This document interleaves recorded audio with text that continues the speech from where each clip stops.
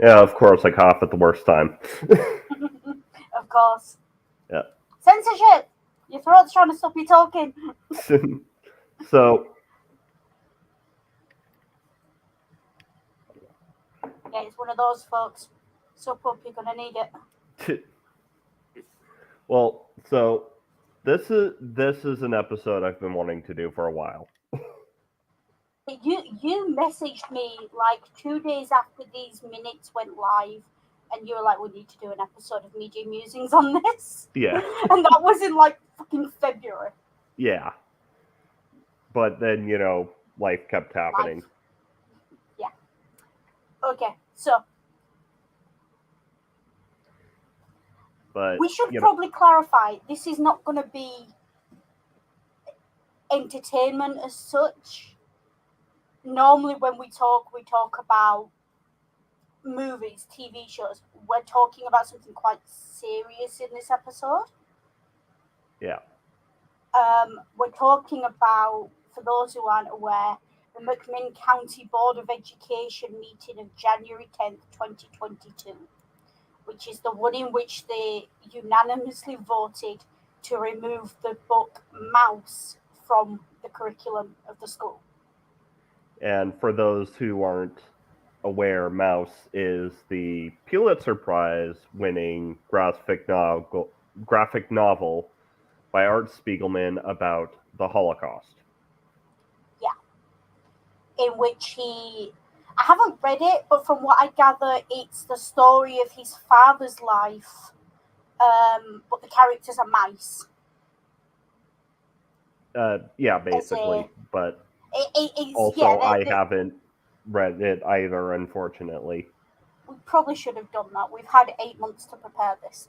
Well, remember, I had crazy busy, hectic summer. Yeah, you moved cross country. I changed jobs. We, yeah. There's a reason this has taken 8 months to get to, and it's not because we didn't want to do it any sooner. Um, and you've probably gathered from the last few episodes we've done of banned books and the ways we kind of touched on censorship that this entire month has been building up to this stream.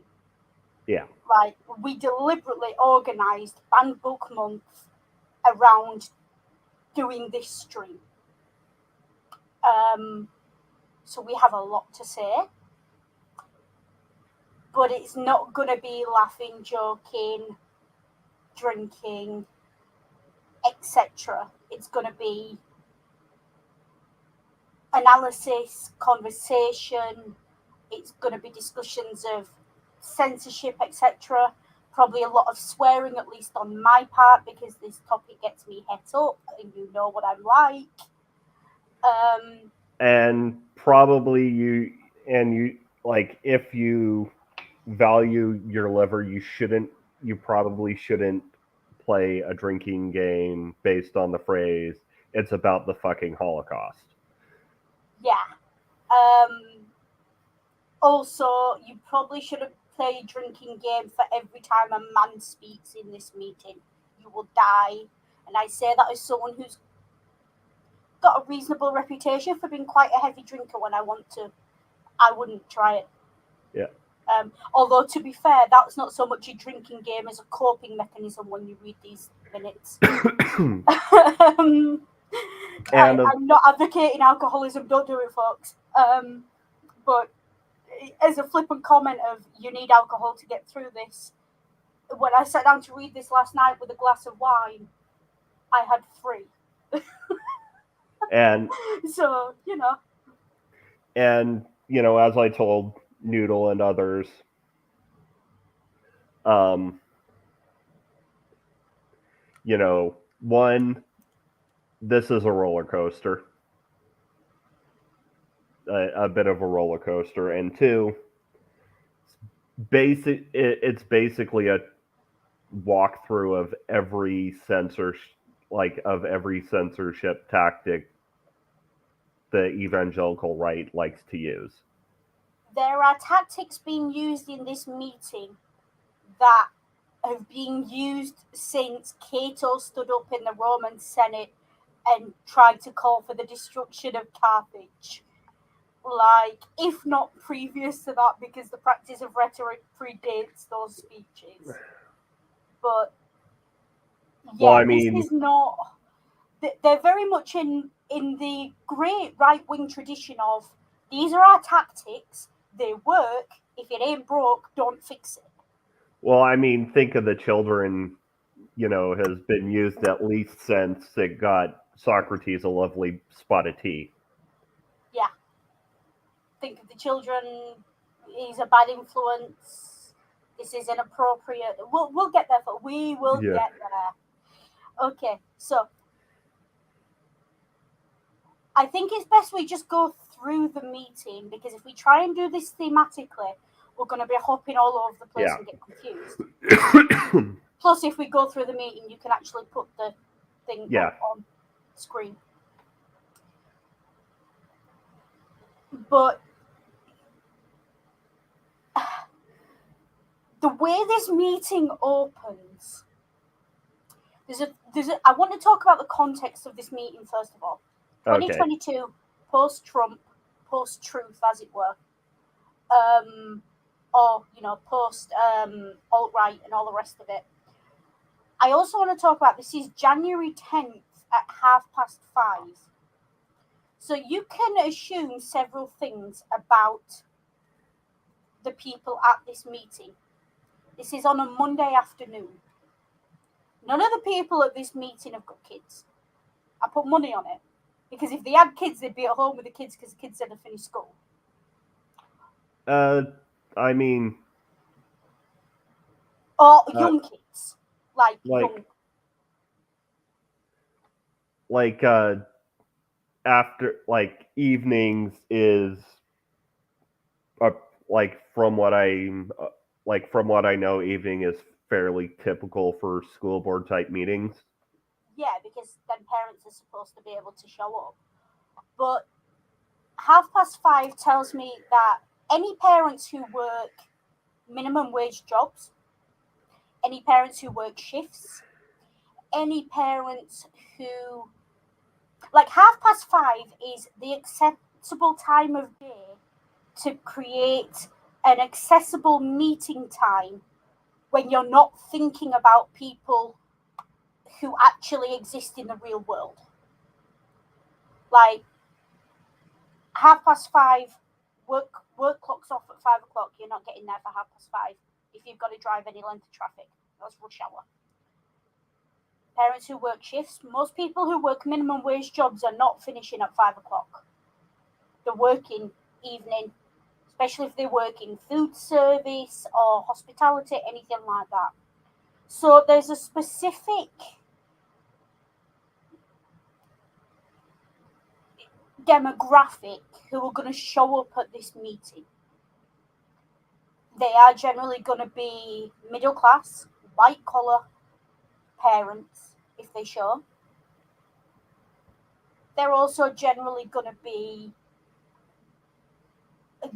you've got to be a certain kind of person to actually give a shit about school board meetings. Cough, Like, Karen, cough. yeah, like even on a topic like this, there's two kinds of people in that room right now. There's those who ardently oppose what these people are doing, and those who ardently support it. It's going to be a very polarized group, and you can tell that. I'd love to know how much notice was given for this meeting up front, because it seems to be very one-sided, and there don't seem to be all that many people there who wouldn't have been there anyway. Yeah. Which, something like this, I'm not being funny, if I've got a kid and the curriculum is being debated and the question is being asked of should we remove a book from a Pulitzer Prize winning book from their curriculum because it has swear words in it, I'm going to that fucking meeting.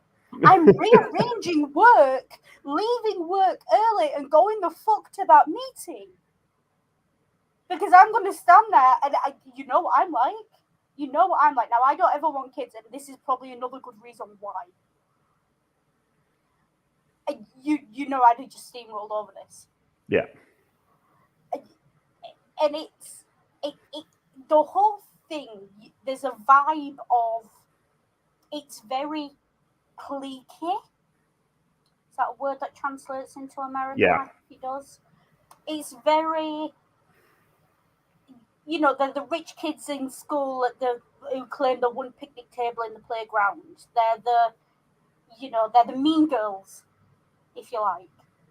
Like, There's a lot of these people clearly know each other. There's one point where the only person arguing against them says to one of them, "You know me better than that," as if yeah. she's deeply offended that this person would make an accusation against her. Like, so you people clearly know each other.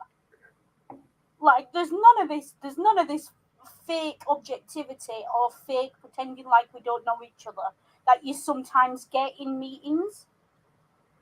It gives the impression, I don't know what even town is it in. Like, it's got a very small town vibe. Yeah. Yeah. I think they said it was it in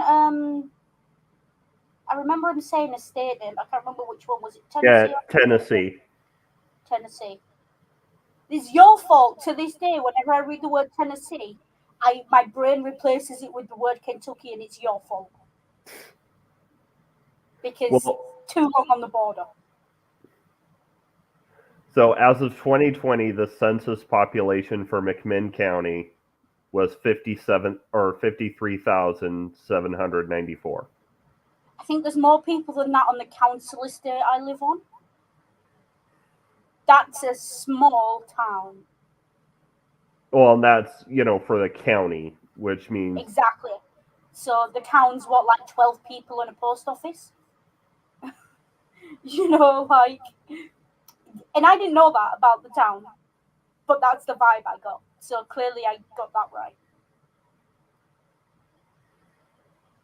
That's the context of this. So we're talking small town America, Tennessee. I think Tennessee is still Republican.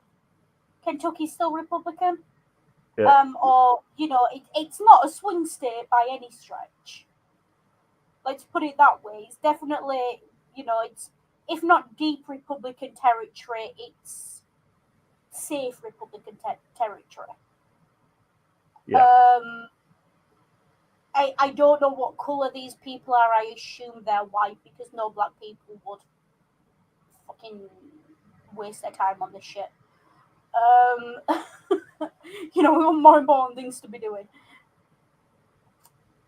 And I'm sorry, some of these names, if these people are white bread, these people are so white bread they make white bread look wholemeal. I just, yeah. That's the context, and I wanted to talk around that. That's the vibe I got as an outsider on America. Now, I am reasonably well informed about America. My spouse lives over there. I've got a degree in the damn country. Yeah. As in the subject of the country, not a degree from the country. Yeah. But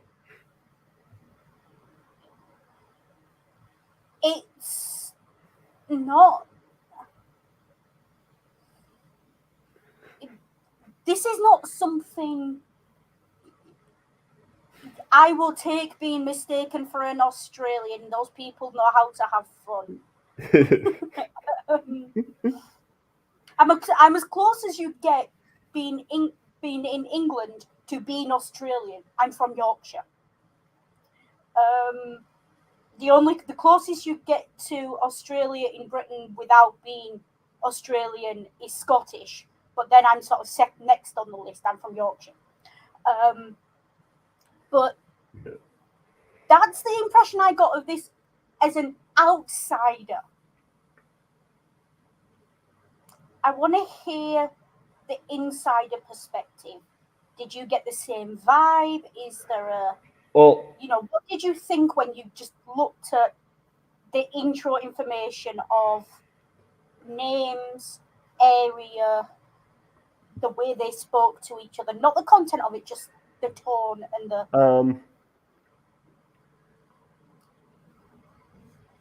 Well, The there likely was one not white person speaking at the meeting based off names. Yeah, I mean, there will always be one token non-white person, but Though that being said, she was brought in as an expert. yeah.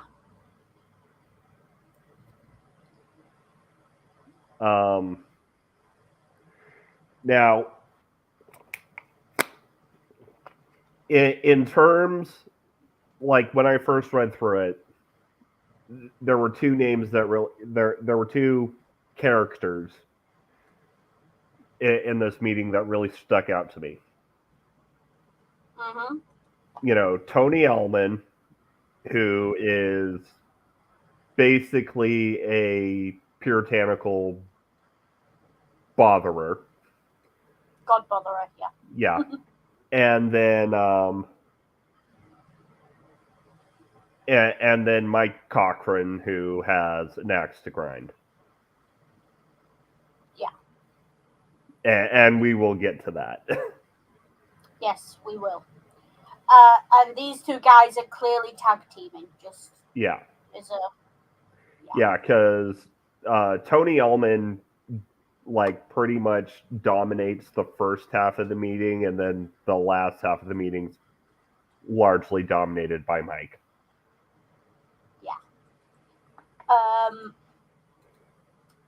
And this is, I think this is deliberate. Yeah. Although I bet if you asked either of those men who talked more, they'd say the woman. You know, they're that sort of.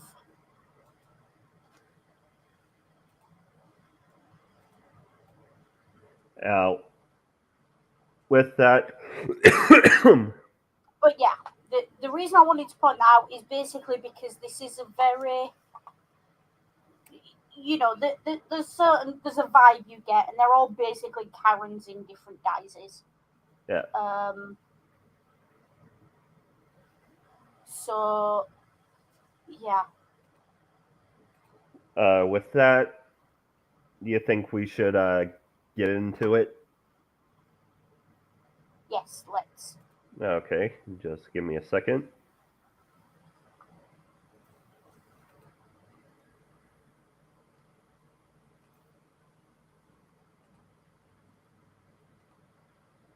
Okay.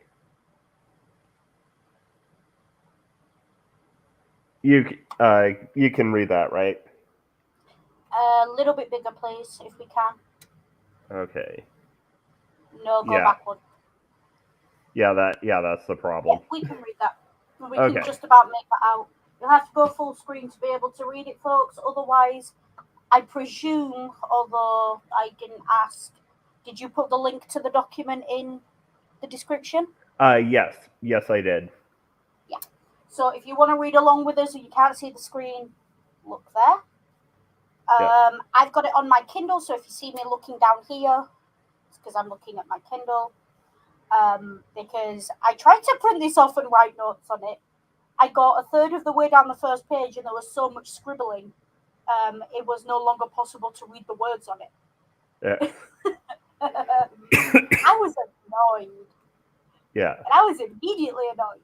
I wasn't even like, I'd open mind, come at it, pretend you know nothing about it.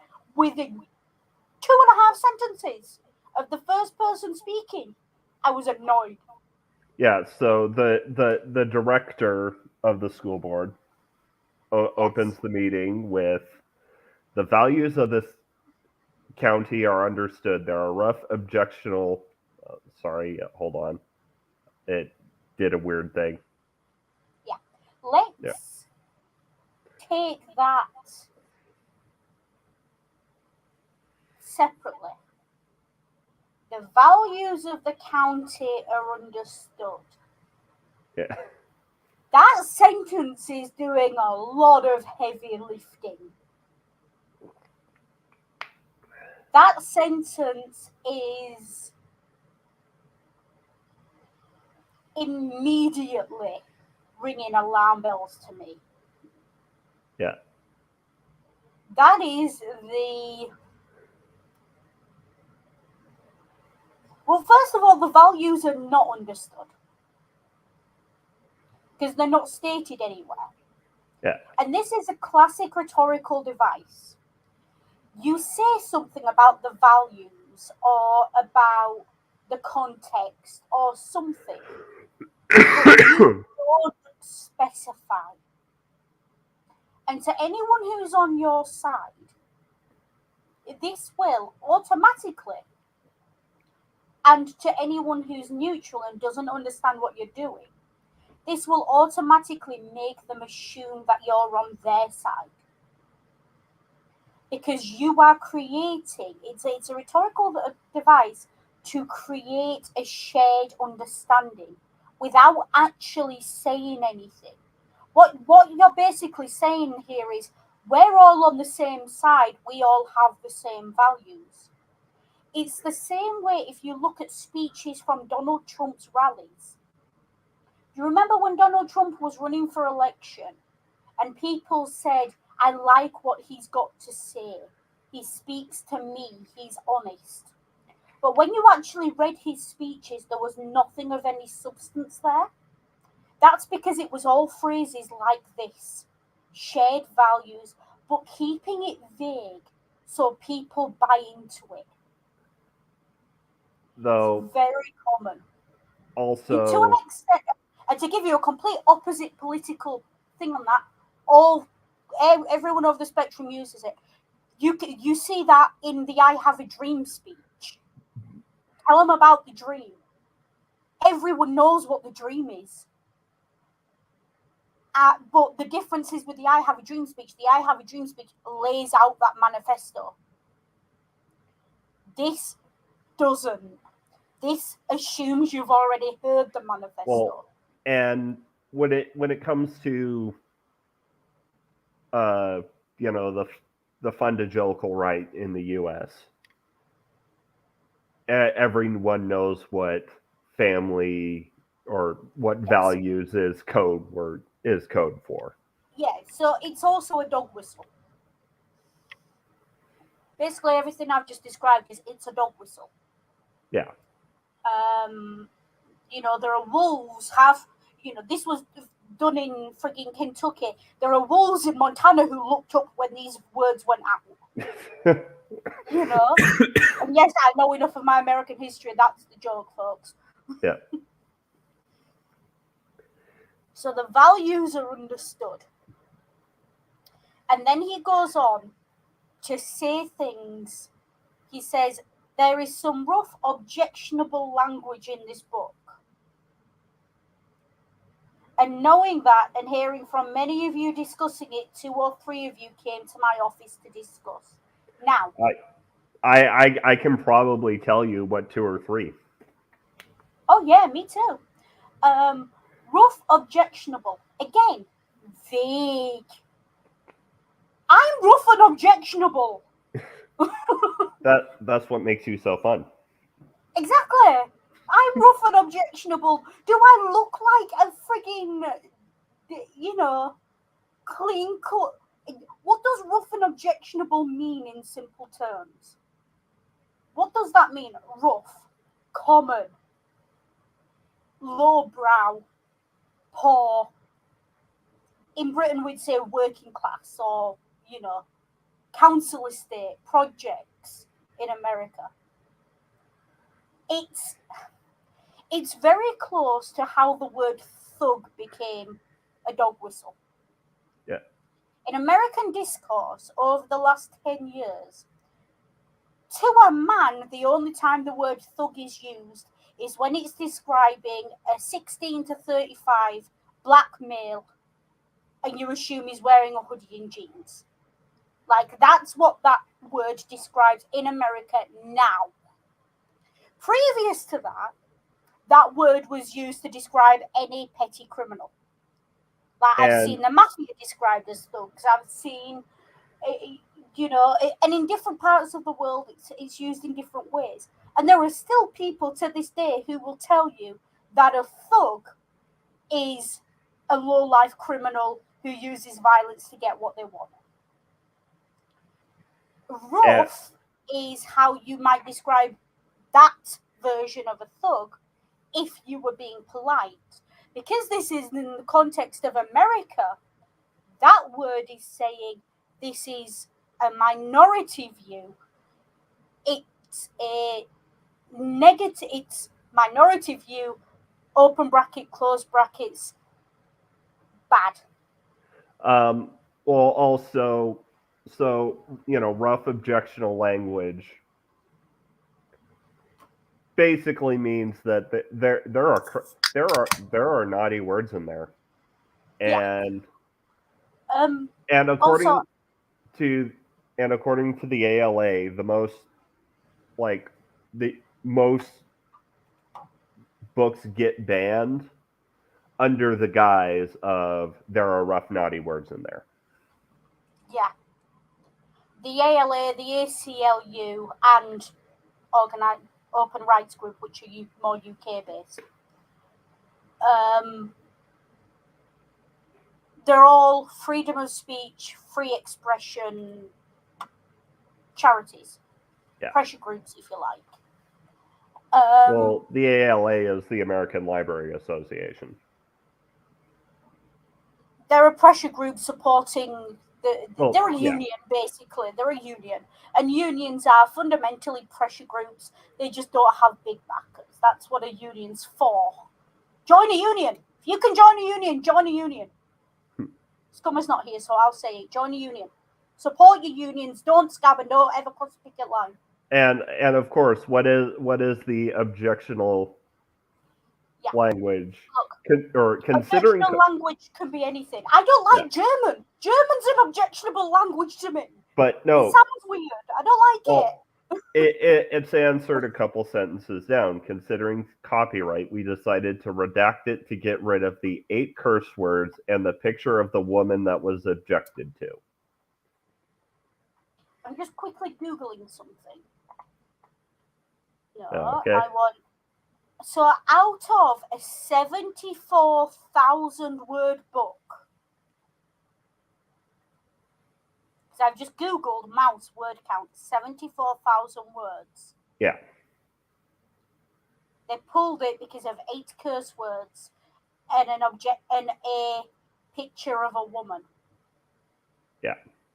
And again, they talk around what's going on. There's a really funny bit later on in this meeting where they spell out the curse words as if that makes it any less. Yeah. It's like they're talking as if there's a toddler in the room. It's hilarious. Just say the fucking word.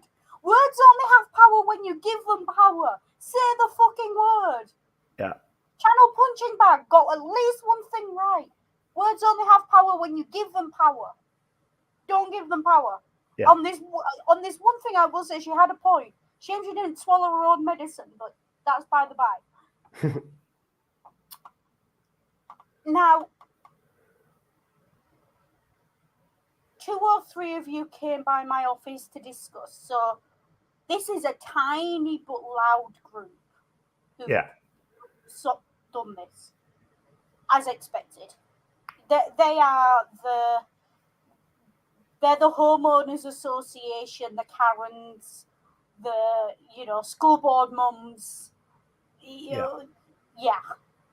That's them. I want you to remember 74,000 words. 74,000 words. And they've pulled this book for 8 words and a picture. 8. And I wonder how many panels are in mouse. Yeah. I want you to remember that. These people are not anywhere near okay with dissenting voices existing at all. Yeah. If it doesn't suit them, it's not allowed to exist. Which is, I'm sure we'll get onto that when we start discussing the Holocaust in more depth. Yeah. Because I'm sure we'll do that as well. These people are not, we went through a time period of about 15 years where toleration and acceptance, I don't have to like it, but I tolerate it, was a lot of people. Yeah, I don't have to like it, but I support its right to exist. That's my point of view on most things. My point of view on most things is, look, I don't have to like it. I don't have to engage with it. But it's got a right to exist. Because I don't have the right to say it shouldn't. That's my point of view on most things. Now, especially in media, not necessarily in young children's media, but again, we'll get to that. We'll put a pin in it, as Ring says. Well, also, in the terms of, we're not even really talking about young children here. No, we're not. That's what I was getting at. But what I'm pointing out is these people, that tiny fraction, less than one, like just about 1,000, so 1 in 1,000 is too much for them. Now you understand why they've got a problem with LGBT folks. Yeah. And with minorities, because 1 in 1,000 is too many. And these people are the kind of people who think words on a page are just as ethically, morally, like, on a basis of being allowed to exist, are on a par with human beings. Now I'm not quite sure about Tony Ullman, but I can say for certain that for Mike Cochran, this wasn't about the language. The language was an excuse. He has an axe to grind against the curriculum itself. He does, and he does go into some depth on that and shows his own ass. And I promise, folks, it's craggy. It's a war zone down there.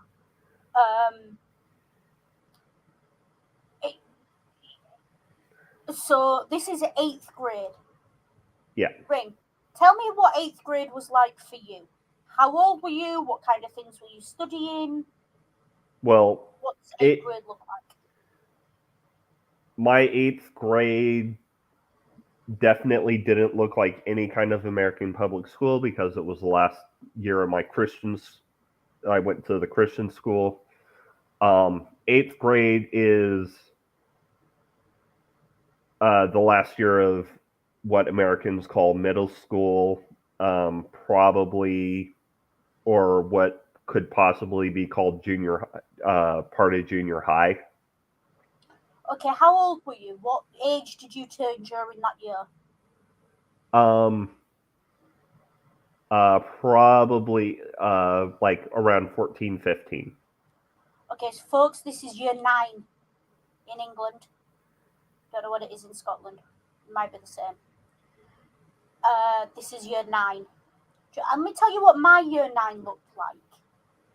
Going to Catholic, but still under a national curriculum. We studied the suffragettes. We studied the Holocaust in history.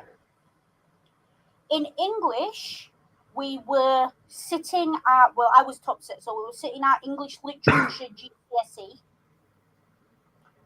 We were studying Othello. We were studying The Tempest. And those two books, my teacher had an axe to grind with racism. Like, that wasn't an accident. We were studying the English anthology of poetry for English GCSE, which included such bangers as Half Caste and the poem by Caroline Duffy about William Shakespeare's will. I can't remember its name. It's about the wife and about how he left his wife the second best bed. And we went into detail about why the second best bed was important. So, sex, race, we read Hanif Qureshi's The Buddha of Suburbia. Salman Rushdie was on the wider reading list, but I didn't get to it at that point. I didn't read that till sixth form. And this was at a Catholic school. This was a Catholic school. This wasn't even a state school. This was a Catholic school.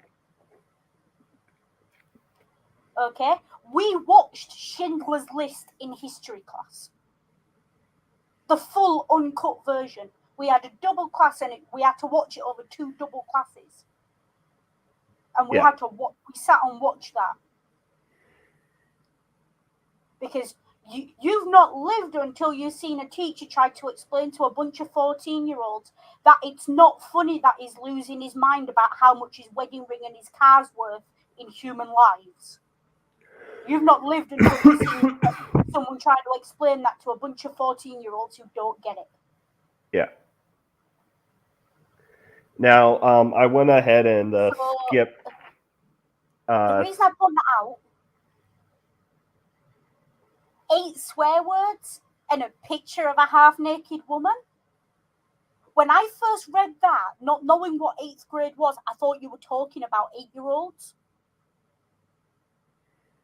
I genuinely thought you were talking about primary schoolers. Well, I mean, to be fair, you're not quite alone, as we'll see. Yeah, I just want to go up to this Sharon Brown, something she says. She directly contradicts this director Parkinson. Go back up to the first page for me. Okay. 2 or 3 of you came by my office to discuss that. I consulted our attorney, Mr. Scott Bennett. We decided the best way to fix our handle was to redact it. That's what he says. Yep. We had a discussion. You came to my office. The decision was already made. He's already said this decision's been made. So it's a kangaroo court at best. Yeah. Now go back down to this Sharon Brown when she opens her trap. She says, I'm sure each individual has their own minds, their thoughts as to what they think should happen. At this point, we have not had this discussion. They're sat next to each other in a room and they're not even singing from the same song sheet. Yeah. Which one of them's telling the truth? Either the discussion's been had, the lawyer's been consulted, and the decision's been made, or they've not had the discussion. Which is it? Because it can't be both. So, okay. Actually, I think it is both, but they're talking in different capacities. So the director, had informal discussions in his office when people came to complain, conferred with the lawyer and decided with the lawyer that it would be best to redact it within the bounds of fair use. Okay. I think Sharon Brown's point is that they haven't had a discussion as a board. So what she's done there is thrown Director Parkinson under the bus and made it look like he's made a unilateral decision without discussing it with the board. That's what she's done there then. Yeah. Those are the only 2 readings of what's just happened there. Yeah. Either they discussed it previously or they haven't. And if they haven't, that means that the director's taken a decision unilaterally after speaking to a lawyer, which you don't do over a bunch of informal conversations. You only do that when you're serious. Yeah. So one or both of them's lying there. Something ain't right with that. That's one of my first gripes. Yeah. One of. Okay. Tony Ullman cuts right to the quick here. Straight off says, Is is there a there a substitute for this book? yeah. And Steve Brady, no.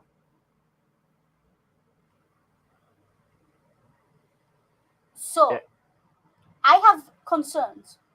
Are you seriously telling me there's only one book on this curriculum about the Holocaust?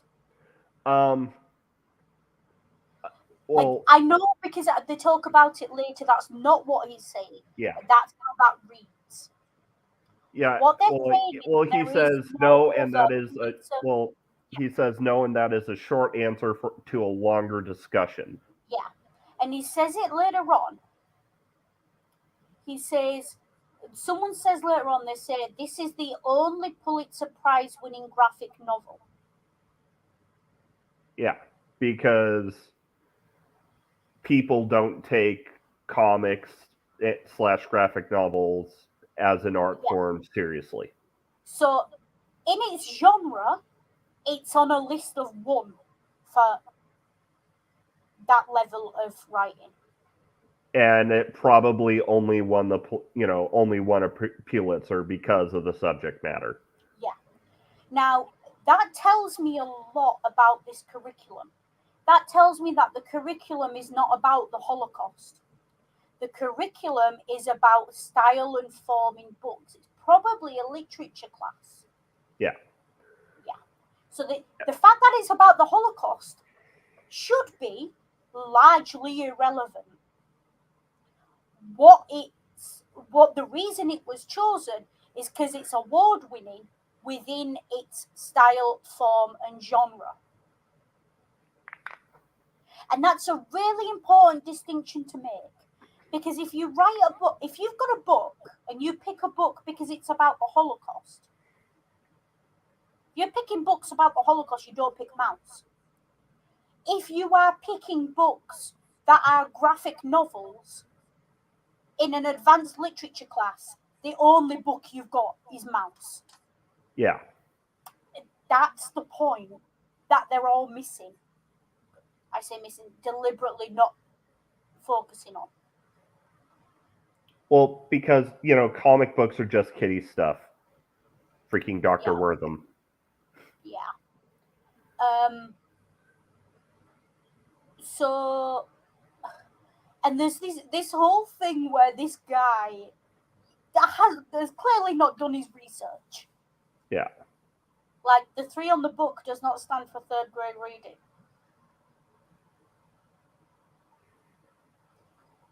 Yeah. And this book has already been checked and looked over and assumed to be and stated to be suitable for 8th grade reading level, 14-year-olds.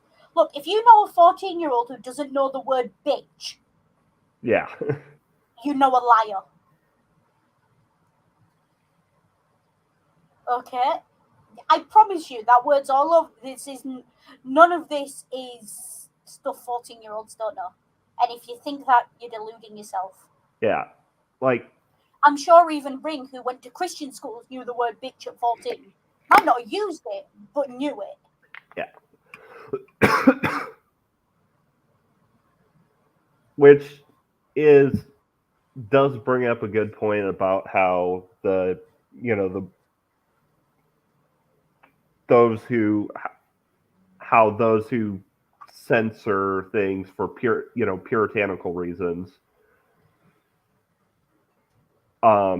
largely end up infantilizing children. Infantilizing anyone. Yeah.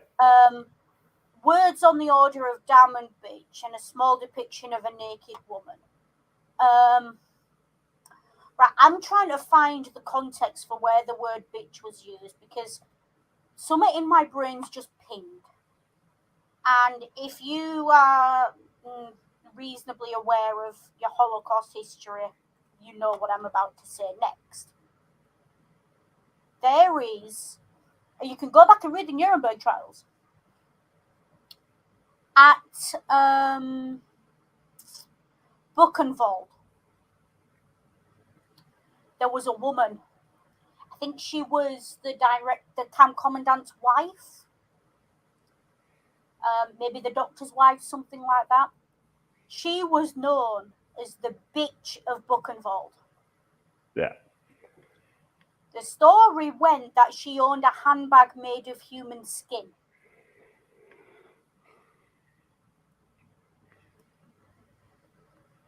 And this is all taken as fact at the Nuremberg trials, because hearsay was taken as fact there because of the lack of material evidence. This is the same Buchenwald where they found a lamp made out of a human leg with a skin shade. Like, these people were psychopaths. Like, even for Nazis, they were psychopaths. Yeah. Or, you know, honestly, it could also be, you know, a Nazi cussing out and... Yeah, it could be that too. But that's what flagged in my head when I saw the word bitch. There are valid reasons to use that word when talking about the Holocaust. I've just given you at least one. Yeah. And this is the Holocaust. They were murdering people. Do you really think they gave a shit about the language? Yeah. Do you really think they were watching their tongues as they led the 5-year-old Jewish children into frigging gas chambers? Do you think that's what they cared about? Do you think they gave a shit? And do you think living in starvation as prisoners without even shoes on your feet and no running water, stacked up to the walls 3 deep on freaking shelves in barracks, do you think anyone gave a flying fuck about what language anyone was using when they were having a conversation? And also, when dealing with serious subjects, profanity does help make it stick. Yes. And the thing is, there's an entire conversation they have about the use of profanity in narrative, and it's and the people they explain it to just don't get it. But yeah. He says here, the Stephen Bennett, this is a great... This fucking guy, when we see something on television that is a direct quote from an actor or president, something where it has an appropriate language, they will blur it out or white out parts of it, or they will bleep it. Yes, that's because fuckers like you have been in charge of the rules of American TV for the last 50 years. Yeah. That's because they're going out pre-watershed and they assume that children under the age of 12 are watching. Also, the next quote, I understand all that, but being in the schools, educators and stuff, we don't need to enable or somewhat promote this stuff. It shows people hanging. It shows them killing kids. Why does the educational promote this kind of stuff? It's not wise or healthy. It's about the fucking Holocaust. It's about the fucking Holocaust, but I want to break that down. I want to break that down because he shows his entire arse with that. Yeah. First of all, Mr. Tony Alman, however you want to fucking pronounce your name, I would like you to define the word promotes for me, please. Because for my money and where I'm from, if Nazis are doing something, it's assumed that we're not promoting that behavior. If you have to explain to adults or to a 14-year-old that the Nazis did that, and it's not implied that therefore that's wrong, you have already fucked your child up. Your child should not be 14 years old and not understand that hanging people, killing people, and things like that are not decent behaviors. That's my first point.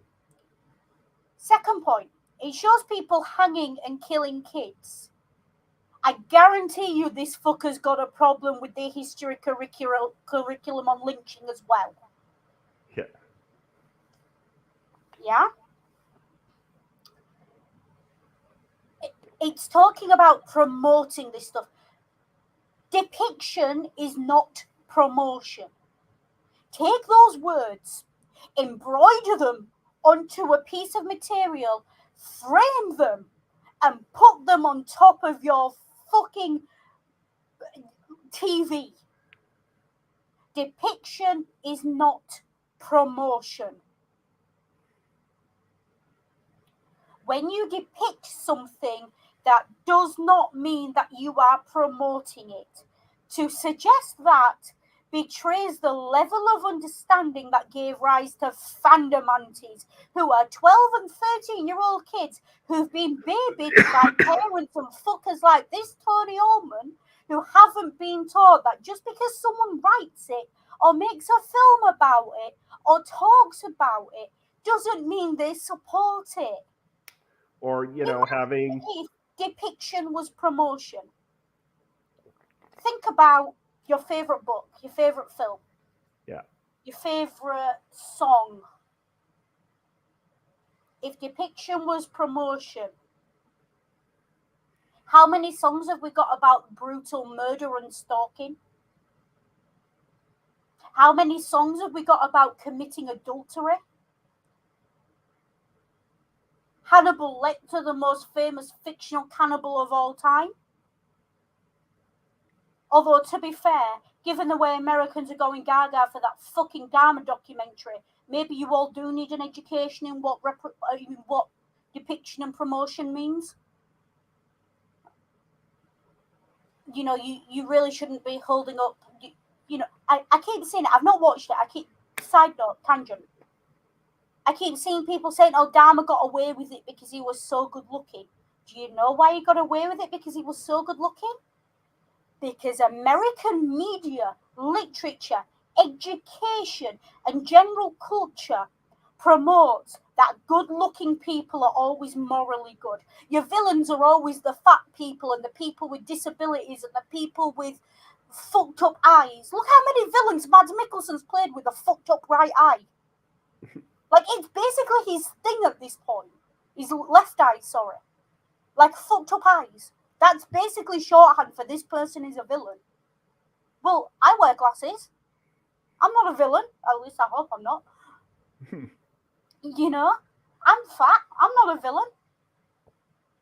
Disney, But you're expected as adults, as young adults, at 13, 14, to be growing out of the phase of life where you take everything Disney serves up to you uncritically. You're supposed to understand that Ursula from The Little Mermaid was, she was fat and ugly and evil and her colour palette was purples. But actually, when you look at it, this is a woman who's been ostracised by her community and wants a little bit of revenge. And people only go to her when they want something. She's basically the underwater version of a witch in most Grimm's fairy tales. But what's a witch? A witch is an educated woman who knows how not to let you die in childbirth. You're supposed to grow up past those one-dimensional depictions. You're supposed to understand that human beings are not one-dimensional. You're supposed to grasp that when Nazis do something, and when Nazis in a book do something, that's not cool or clever or funny. That's fucking real, and it's historical, and it's heinous. That's what you're supposed to grasp. So when they say that this is promoting just because it depicts, that tells me that Mr. Tony Ullman should be going back to 8th grade and be made to study this book as well, because clearly he didn't learn that lesson the first time. Or that Tony Ullman signs on to the latest Pixar Panic. Yeah. Every year when each new one comes along. Yeah, did you notice how there wasn't Pixar panic when all the characters were broadly or could be taken to be white?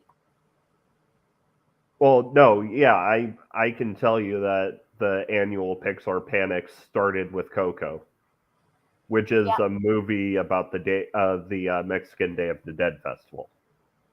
Yep. Don't tell me it's not racist. It is. And this is another thing. This is something America does, just on the point of race, because it is related to this. If you think about any news story you've seen, I want you to try and remember a news story about a 16-year-old. If that 16-year-old was black, they were a woman or a man. If they were white, they were a girl or a boy. The infantilization of white people in America in an attempt to minimize their crimes is a known racist tactic. It's why fucking what's his name, the affluenza boy, got away with raping someone because it had looked bad on his college applications. Or Yeah? But fucking 8-year-old boys, autistic boys, are being shot in their own front garden for playing with toys that happen to look like guns. or how every time there's an objection about occult witchcraft, it's always, you know, religious practices from another culture, with the exception of the channel punching bag. Yeah. And look, anything's a cult. Anything's a cult. Occult, not a cult. Occult. Anything Yeah. can be a cult. Look, just look at what Wiccans are doing. They're taking modern American culture and they're turning it into a religion. There's sects of people who use sex, SECT, my accent again. There's sects of people who are taking the practices of ancient Rome and applying them and creating a American civic religion similar to the practices of ancient Rome. And they've got all the material right there for it. Anything can be witchcraft, magic. Witchcraft and magic, like I said, what's a witch? It's an educated woman who knows not to kill you in childbirth. Yeah. Witchcraft is education. Any sufficiently advanced technology is indistinguishable from magic. And also, it I would like to add a corollary to Clark. Any sufficiently advanced information is indistinguishable from magic. but also, now that you've seen the um the fact that screaming about occult practices in media depictions is just cultural supremacy narrative, you'll never be able to unsee it, and I'm not sure if I'm sorry about that. No, don't be sorry. It's like, okay, you want to scream about occult practices. Let's scream about all the movies about the miracles of Jesus. Let's scream about all the movies about Catholic saints. Let's scream about all these daytime movies where people are magically cured of cancer because they prayed hard enough. That's magic. If you don't think that's magic, you're basically lying to yourself. And then of course we've got Julie Gooden swinging, swinging against Allman. Yes, but the way she does it, Yeah. I think Julie Goodman, I think she was the only person in this entire meeting that I actually approved of. Yeah. Gooden, not Goodman. It's Goodin, IN. yeah. She's a Again, Gooden. yeah, she's a good one. Okay, first of all, this is about a book being taught for its literary form, not its historical content. I understand why there's a history teacher there, but she shouldn't have to be there. Yeah. This is well out of her wheelhouse. She's only there because she's preempted that these people's problem with the book is not 8 swear words and a picture of a woman. Yeah. She's preempted Tony Allman, is what she's done. Yeah. I like this thing she says, there's nothing pretty about the Holocaust, and for me, this was a great way to depict a horrific time in history. It is. Look, there's a reason there are so many films about the Holocaust. Because when you're presented with an image, you can't hide from it. Even when it's fictional, you can't hide from it. Why do you think Spielberg had such a freaking long career? Still going, I think, Yeah. isn't it? The man basically codified the Holocaust genre of movies. And yeah, there's a reason for that. And I like this line she puts, these kids don't even know 9/11. They were not even born. That's the context that the people who object to this book are missing. When people don't have the context for something, it's like, let's say in hell, they're old enough now, you get first year undergraduates at 18, 19. They don't remember 9/11. They weren't even born for 9/11. How do you make them understand what 9/11 was like? Yeah. What do you show them? You show them pictures of the towers collapsing. You show them people jumping out of the buildings in desperation. That's what you show them. That's how you get to them. And why do you show them that? Because those images are violent and objectionable and rough. Yeah. And that's all this book does with swearing, is put it that way. I still, to this day, as much as I've studied the Holocaust and everything else, the one image that haunts me, I saw a photograph of a liberated concentration camp in a school textbook. And the people, you've probably seen the image, it's quite famous. There were literally piles of people just laid on top of each other, stark naked. They look skeletons with skin. And then other people walking past in the striped, quote unquote, uniform, who looked just as dead as the people on the piles. And that image sticks with me. Not because it said anything interesting, it didn't tell me anything I didn't already know, but it made it real. You could look at these human beings and look at their eyes, and you saw that these weren't just skeletons with skin, these were human beings. And you can see the level of dehumanization, the way they'd been hair shaved, the way they were grimy because they hadn't been allowed to wash, they were starved, but you could still see the life in their eyes of the people walking past. And that's what haunts me about that image. You saw the humanity of them, and the anger and the rage and the sheer exhaustion.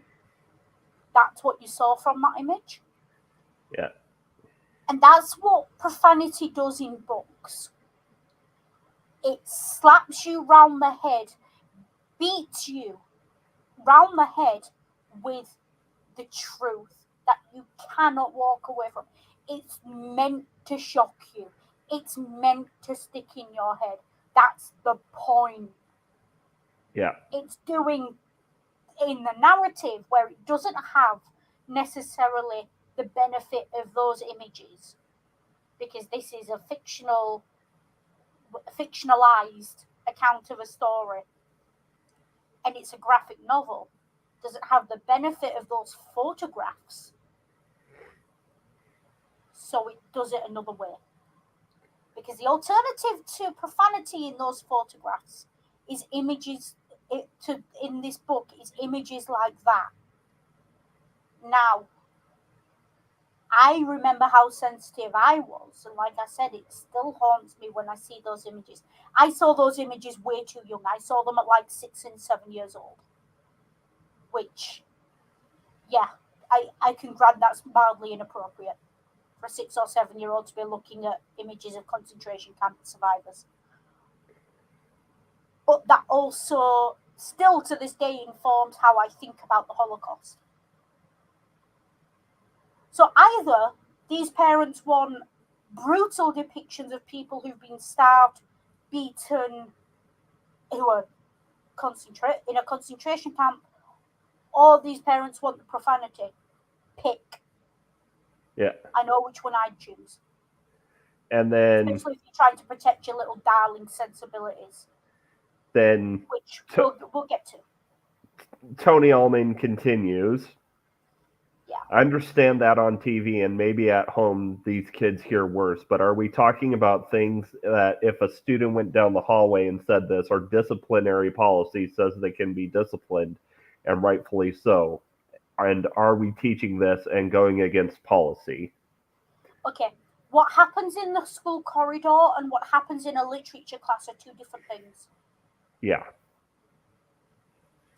The entire point of the literature class is to teach them the impact of those words and why it's not appropriate to use those words in a corridor, but why it was necessary in context of this book. So all Tony Allman, again, is telling me here is that he doesn't know shit, and he probably didn't pay attention to well, and of course, after the reply from Melissa Knight, Tony Allman gets much worse. Yes, because Melissa Knight basically says, how's she spelling her name? The frick? She basically says everything I've just said. Yeah. But she's a little bit more eloquent about it than I was.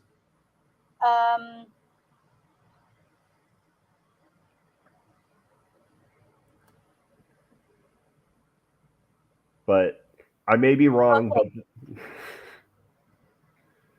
I want to talk about this because he does, again, Tony Allman does this thing.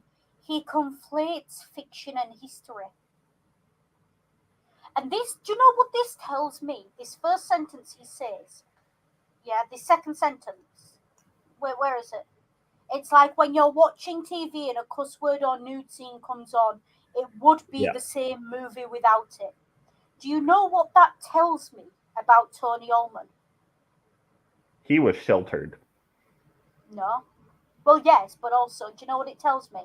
What? That to him, the people who were murdered in the Holocaust even, are no more real than the fictional characters on his TV when he's watching a movie.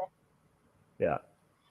He is proving through his words that he is exactly the kind of person teaching this book is supposed to prevent these 8th graders growing into. And of course, he gets even worse by continuing. I may be wrong, but this guy that created the artwork used to do the graphics for Playboy. You can look at his history, and we're letting him do graphics and books for students in elementary school. Okay, there's two things I want to talk about that. I may be wrong. Again, it's another rhetorical device that right-wing pundits like to use. And due to the fact that I have been exposed to some right-wing voices when I would rather not have, I'm aware of the tactics they use, and this is one of them. I may be wrong. I'm just guessing.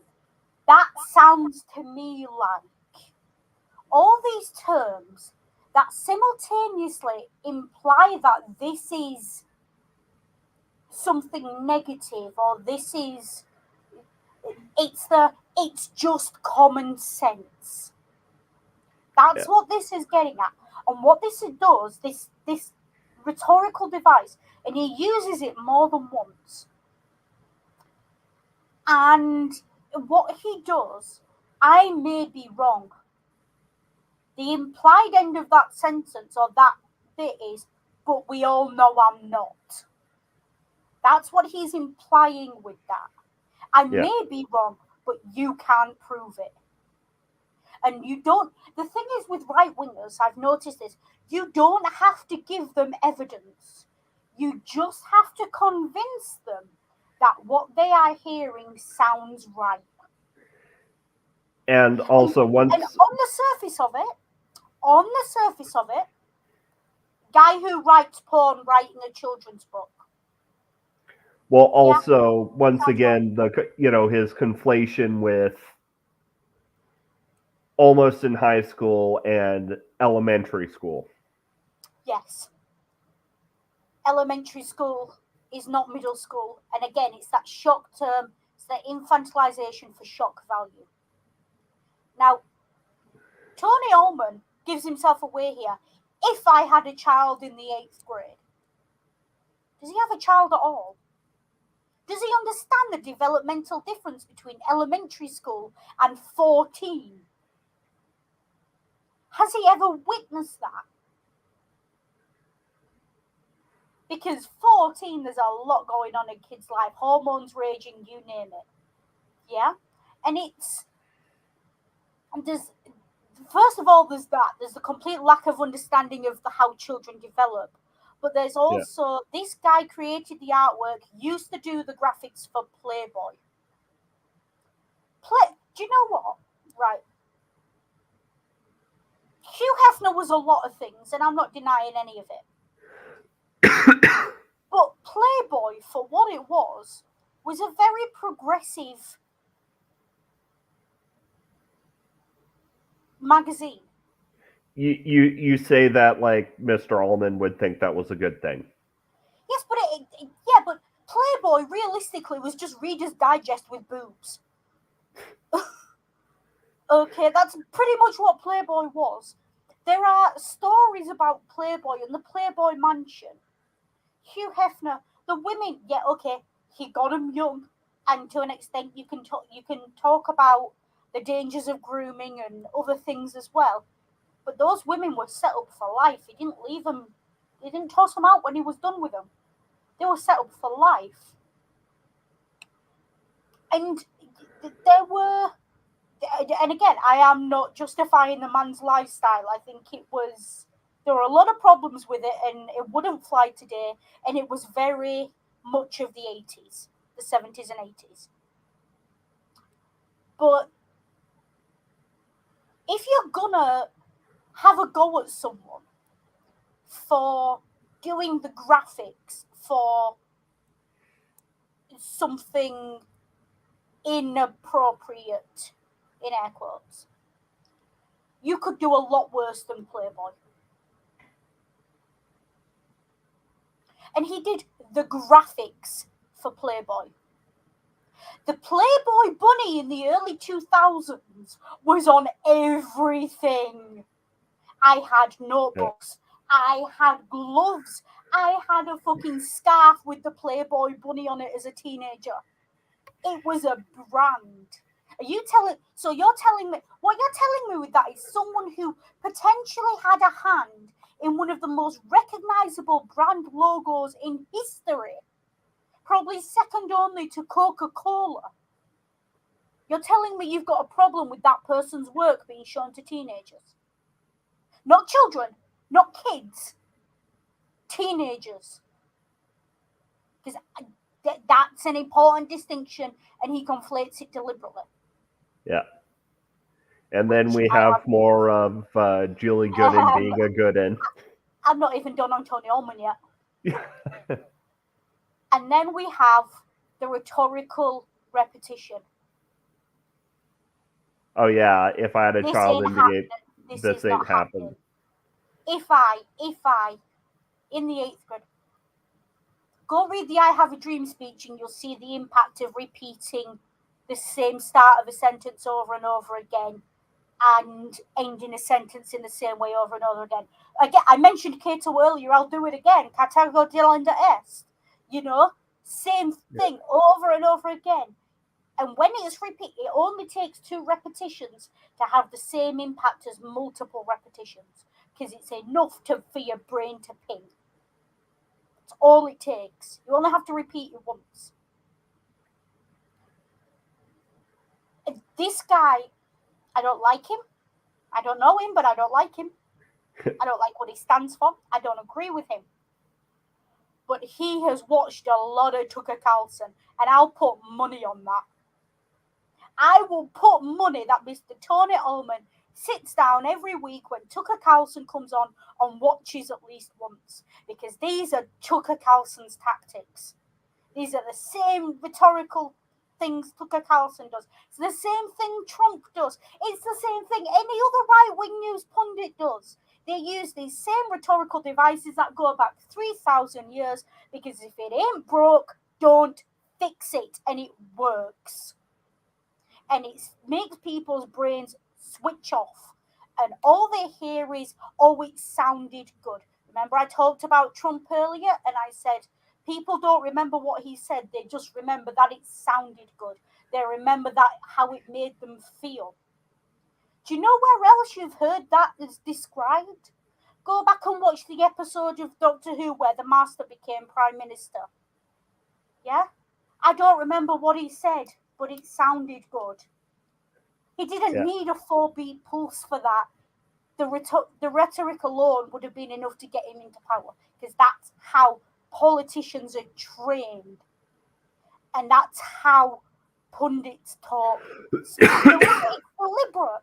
It is so deliberate, and it's practiced, but they give it this twist of, there's one guy, it goes over my head. I'm just a layman.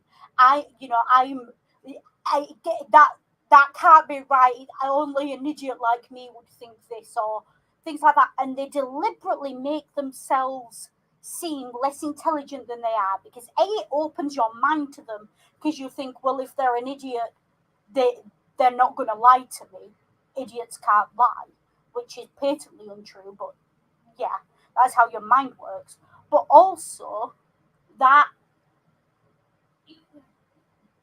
then gives them that honesty, but it also makes you more open to what they're saying, because you think it's just common sense. It's just basic common sense. And I hate that. I say a lot, it's just basic common sense, but I hate it, because what it's saying is, it's that same sentence from the start of this meetings is, we all know our values here. We all know what common sense is, or what it's supposed to be. And we all know that common sense isn't common. But that phrase, immediately, it stops you thinking. If someone says it's just common sense, you go, well, it must be true. It must be true, it's just common sense.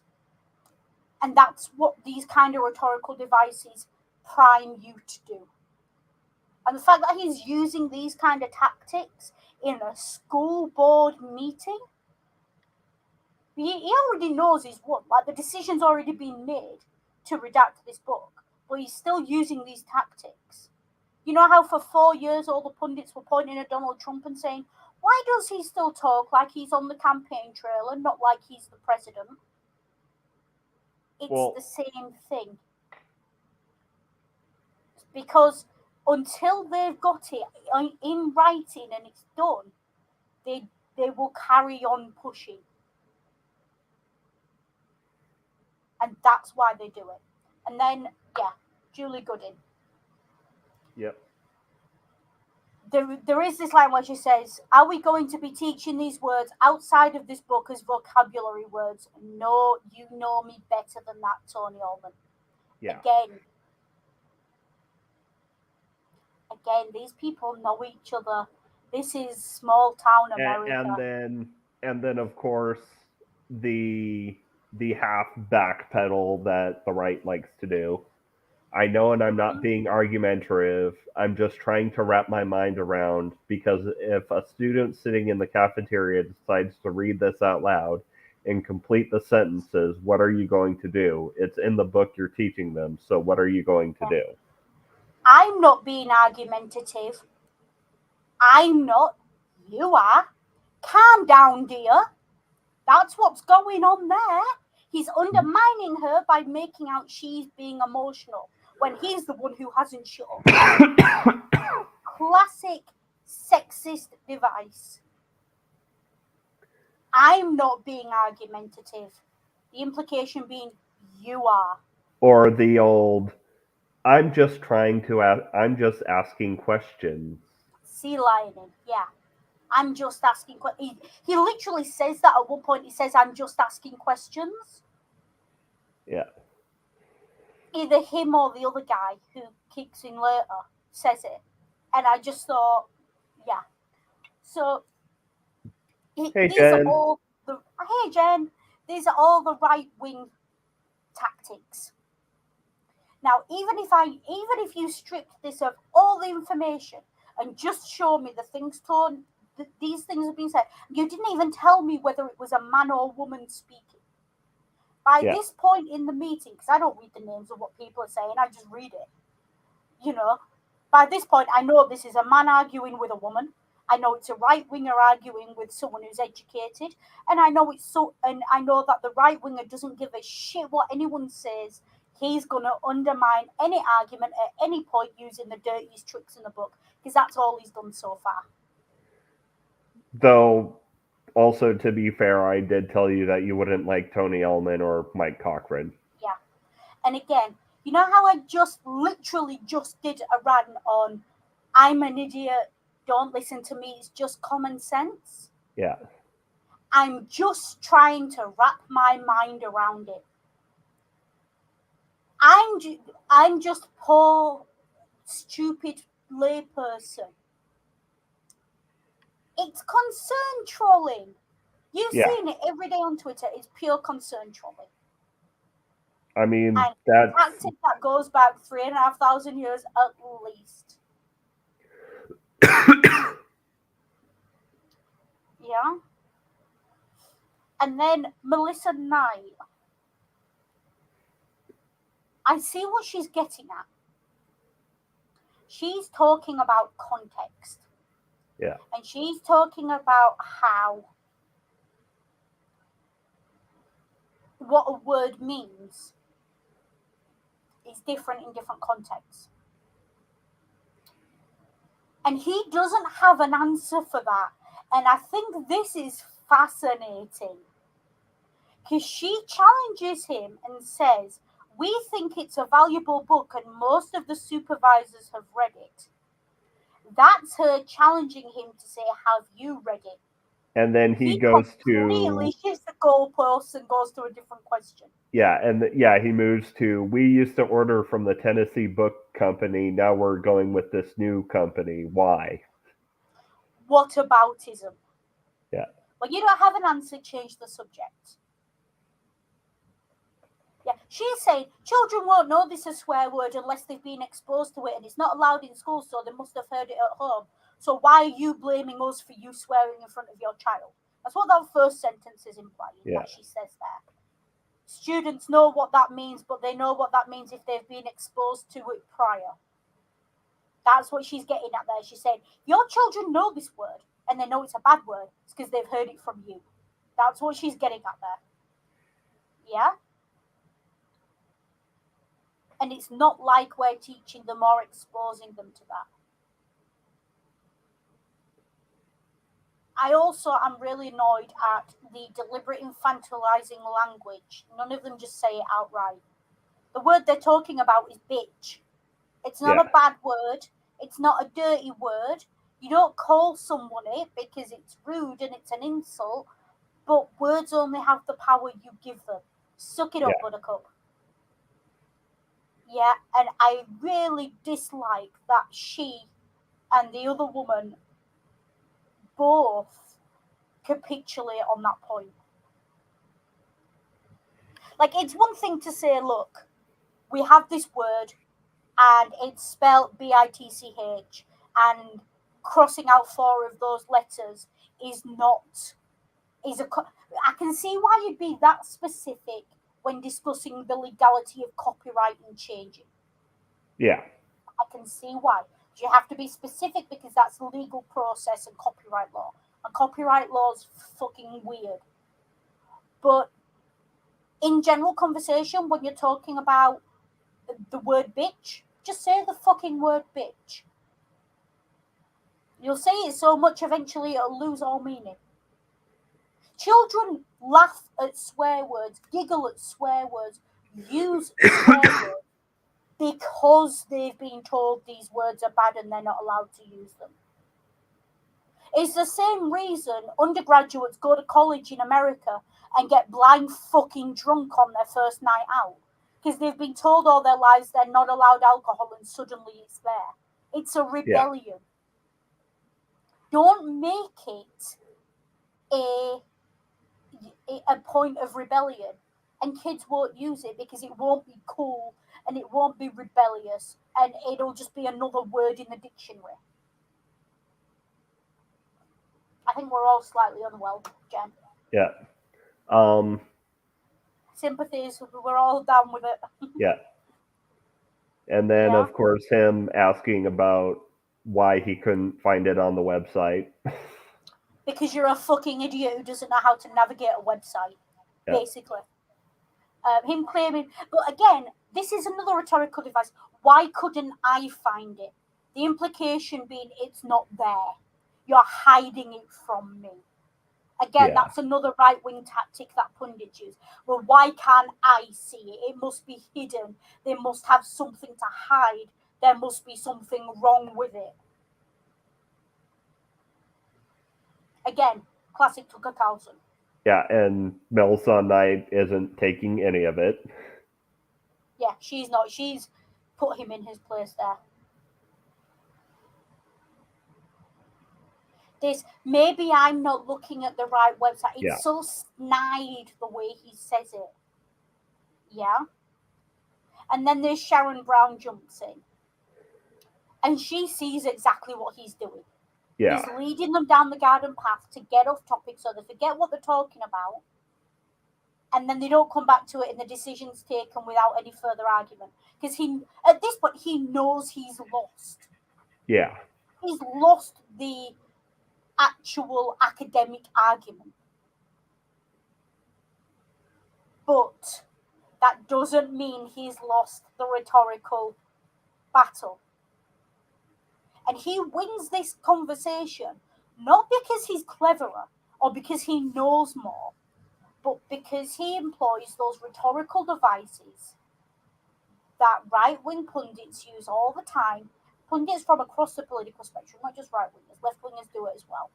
Yeah. Speech makers make all the time. He employs them in such a way he doesn't give them the choice but to agree with him. Like this entire thing, this Stephen Brady and his entire page and a half long, 2-page long monologue, 3-page. Yeah, the presentation about. Oh my god, dude. I can sum the entire monologue up in 2 sentences. When I was a kid, I read a book about cows that had the word damn in it. When I went to my dad and said, look, that's a bad word, he said, no, not in this context. There, you've read it. Like, this is basically a presentation for the board about how the curriculum is supposed to work. Yeah. Yeah, the curriculum, I can't. The idea that, so just go back to the first bit of him talking first.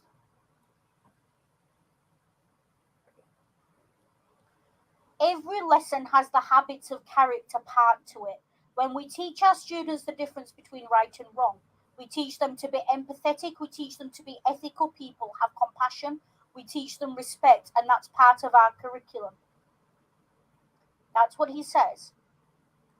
Now, again, I know he's conflating. You set the book because it's a Pulitzer Prize winning graphic novel with it's a book about the Holocaust. Yeah. And by this point, those arguments are one and the same. and they've capitulated on that single point. And that's why this was lost.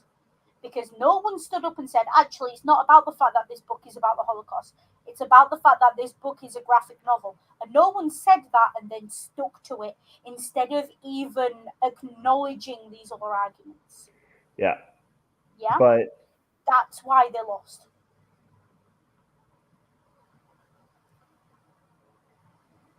And we think about authors' intent. Now, they prepared a letter for parents to go home, informing them of the topic, took the step to censor the explicit content and make sure all the books were stamped property of MCS, so that if one does come up for some reason, these words we had, no, that's not one of our books. Yeah. Now, and then Jonathan Pierce. Hang on. Okay. Yeah, as I figured we'd just skip over the presentation. But yeah. Jonathan Pierce goes back and says there's not a book that can replace this one. This is the point at which they should have stood up and said no, because it's a Pulitzer Prize winning graphic novel. Yeah. But instead of that, they continued to let Jonathan Pierce. Yeah, Stephen Brady just says not without redoing this whole module. Yeah. If they'd have stood up there and said why, because this is what they do. They don't just ask the question. They then elaborate on the answer if you don't. And the way you stop them is you make sure you've elaborated on your answer.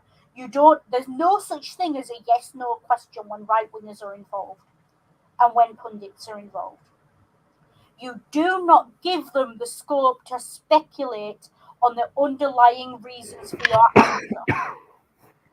You give your answer and you make it clear where that answer came from. Because if you don't, they will decide for you. You can give do you believe in, it's like that thing that goes around on Twitter of, you can go on Twitter and write, I love pancakes, and some fucker in the replies wants to know why you hate waffles. Yeah. Dude, that's a whole different sentence. That's this tactic.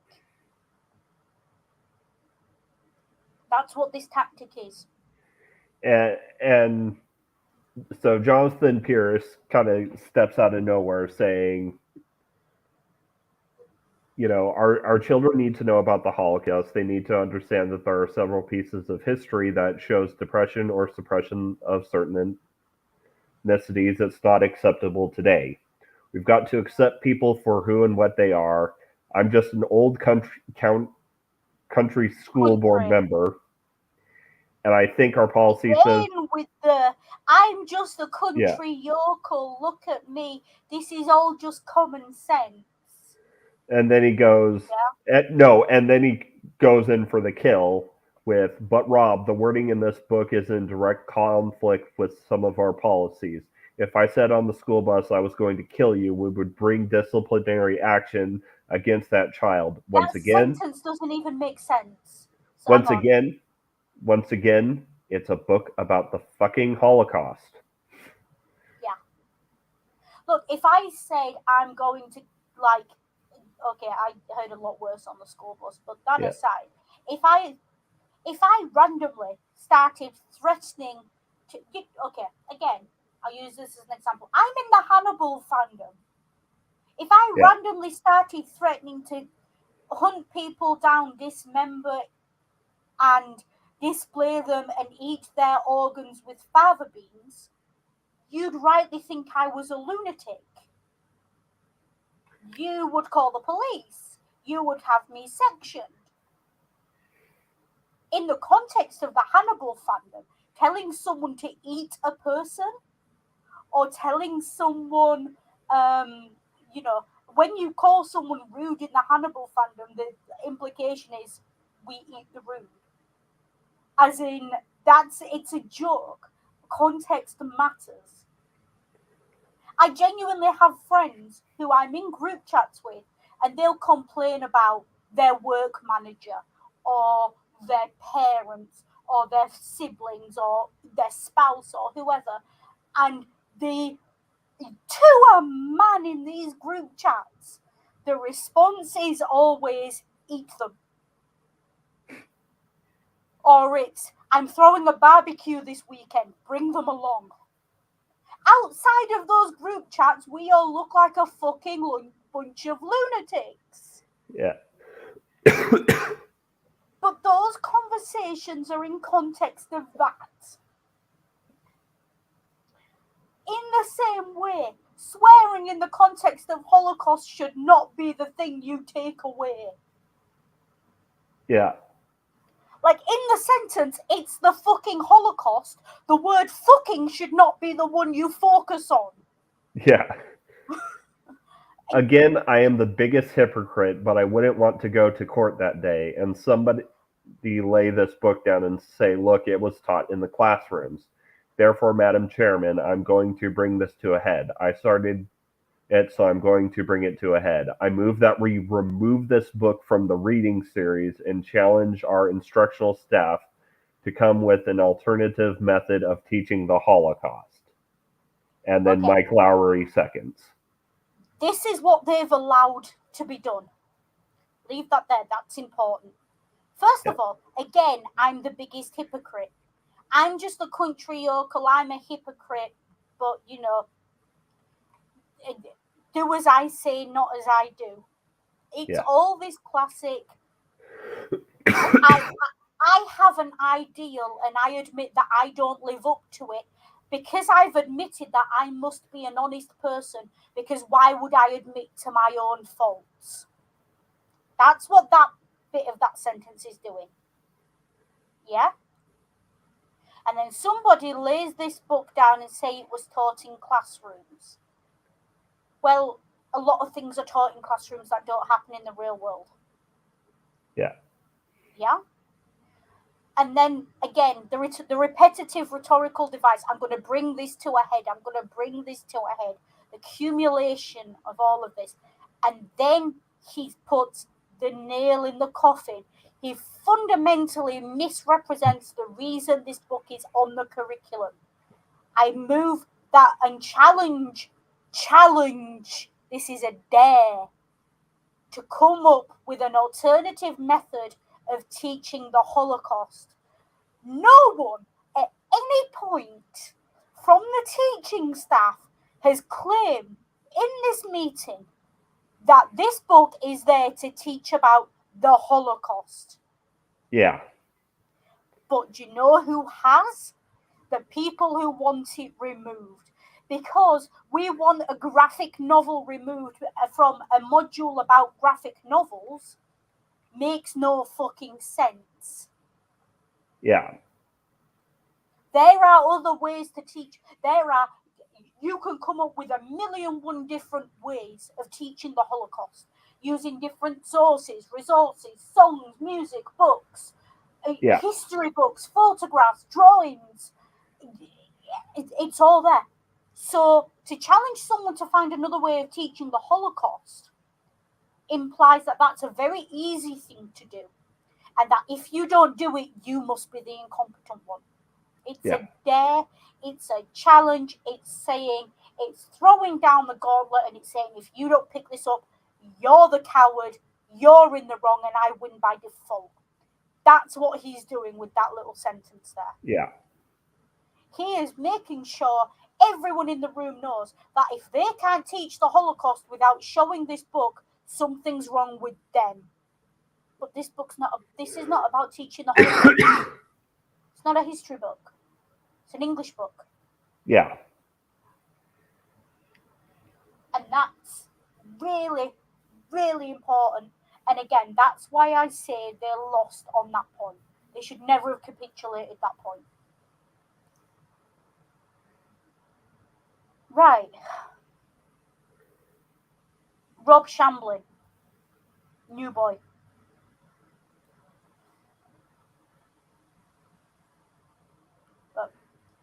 And he says here, my bigger concern is that this is probably the tip of the iceberg.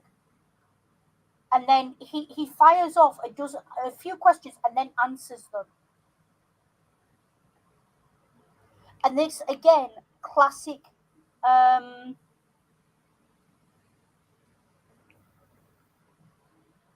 classic device of, as he's speaking, you're not quite sure which side he's on at first. Yeah. Like this little speech he gives could be for or against. And this is clearly someone who didn't get past high school English, where you're taught to write an argument for and an argument against and then give your conclusion.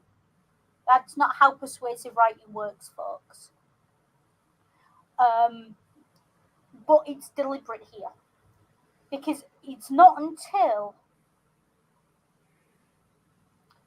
you get several bits into the conversation later that you realise he's actually arguing for banning this book. Yeah. Because he's getting into the nitty-gritty of it. And again, wood for the trees, folks. Can't see the wood for the trees. And they're making sure it's a big forest. And, again, more... I think it's impossible to ask you to read every line of every book. What do you think books are for? Yeah. But somebody has. Somebody. There's a great thing. You've probably seen it on classroom walls and things. The story of everybody, nobody, somebody, and anybody. Everybody thought that somebody should do it, but nobody did it. Yeah. Yeah? That one. And it's the vague way we refer to. And again, if somebody's done it, somebody has to take the blame for this, but not me, not you, and not us. Somebody. Who's somebody? Do you know what talking about somebody making the decision leads to? Conspiracy theories. Because you want to know who somebody is. You want to know what they do, what their interests are. And if you don't know, that difference between knowing it's somebody and not knowing who somebody is, that's where conspiracy theories fester. Yeah. I know that somebody decides on, the budget for the NHS, but I don't know who that somebody is, and therefore my brain fills in the gaps as, does this person want the NHS to succeed? Do they not? And because I don't have the answer, I will confirm my own biases. And that's just an example, but I will confirm my own biases. The NHS is failing. Somebody decides on the budget for it. That somebody must not like the NHS. And then that becomes, that somebody must want the NHS privatised. And that somebody must want to destroy the NHS. Because that somebody must hate poor people. Now, that might be true. It might not be true. You know my opinion on it. I've just laid out my opinion on it. And the reason I did it as something like that, because that's something that when you think about it, that garden path I just took you down, that's just plain common sense. And what have I been saying for the last hour and a half? Yeah. It's just plain common sense. It's common sense. If you hate something, you want to defund it and destroy it. And you hate it because of what it represents and what it does. Therefore, you must hate the people it helps. That seems like a logical common sense progression. But it might just be that there's a lot of incompetence and not enough money. And we will always assume malice. People always assume malice rather than incompetence. And to an extent, yeah. But in other situations, if somebody decided this book is good, that means somebody must want my children seeing swear words at school, and somebody must want my children to see these depictions of the Holocaust, and somebody must want to promote violence and sexuality to children, and somebody must be a paedophile, because that's where that logic chain goes to. Because that's what underlies all of this. Yeah. Though You must want to harm children. Think of the and children. and we're There's we're nothing more definitely heinous than harming going to children. get into that when Mike Cochran comes on the stage. But there is a bit of clocks being, broken clocks being right twice a day here. Mm. Where, let's see, It's banned many places in Europe because of how critical it is against the heinous acts that were done. No, it's not. I promise you. The only places in Europe this book is going to be banned is under fascist governments. Because in Europe, kids do not need this book to teach them about the Holocaust. yeah. It's on their doorstep. But because we might be throwing out a whole lot more things if we are going to take this stance on just a couple words. The baby out with the bathwater. Yeah. Yeah. So he's right. And this is the thing I think Americans don't necessarily grasp about European history. In the same way, I think Europeans and Brits, we don't grasp 9/11 in the same way you do. Yeah. You have to understand, Pearl Harbor was 100 years ago? Ish? 18, Pearl Harbor, Second World War, 1940s. 80 years ago? Just a few months under 80 years ago. Yeah. December 7th, 1942. A day that will live in infamy. Fucking exactly. You did not need to Google that. That was there in your head. Fucking exactly that. Yeah. I don't need to Google how many Jews were killed in the Holocaust. I don't need to Google where all the concentration camps are. You heard me reel off a story from the Nuremberg trials about Buchenwald without having to think about it. It's that ingrained in our mentality. We don't need Maus to teach us what it was like. We all saw Schindler's List at 10 years old. We all, we go on holiday to European countries and our parents take us to concentration camps. We go to school on school trips I went to the Czech Republic on a school trip at 16 and we were taken to a concentration camp and our teacher locked us in one of the cells. This stuff is visceral to us. It's real. And it's real in the way Americans don't get it. To Americans, Nazis are cartoon baddies. They are cartoon baddies. You have Pearl Harbor, but it didn't touch your country. Okay? You don't walk through the town center in America and see stone and marble statues of soldiers who died in the Second World War. You don't have Poppy Day. You don't hold the minute silence on Remembrance Sunday, or you don't seem to, from what I can gather. This is so deeply ingrained in European culture and history. We don't need Maus at 14 years old.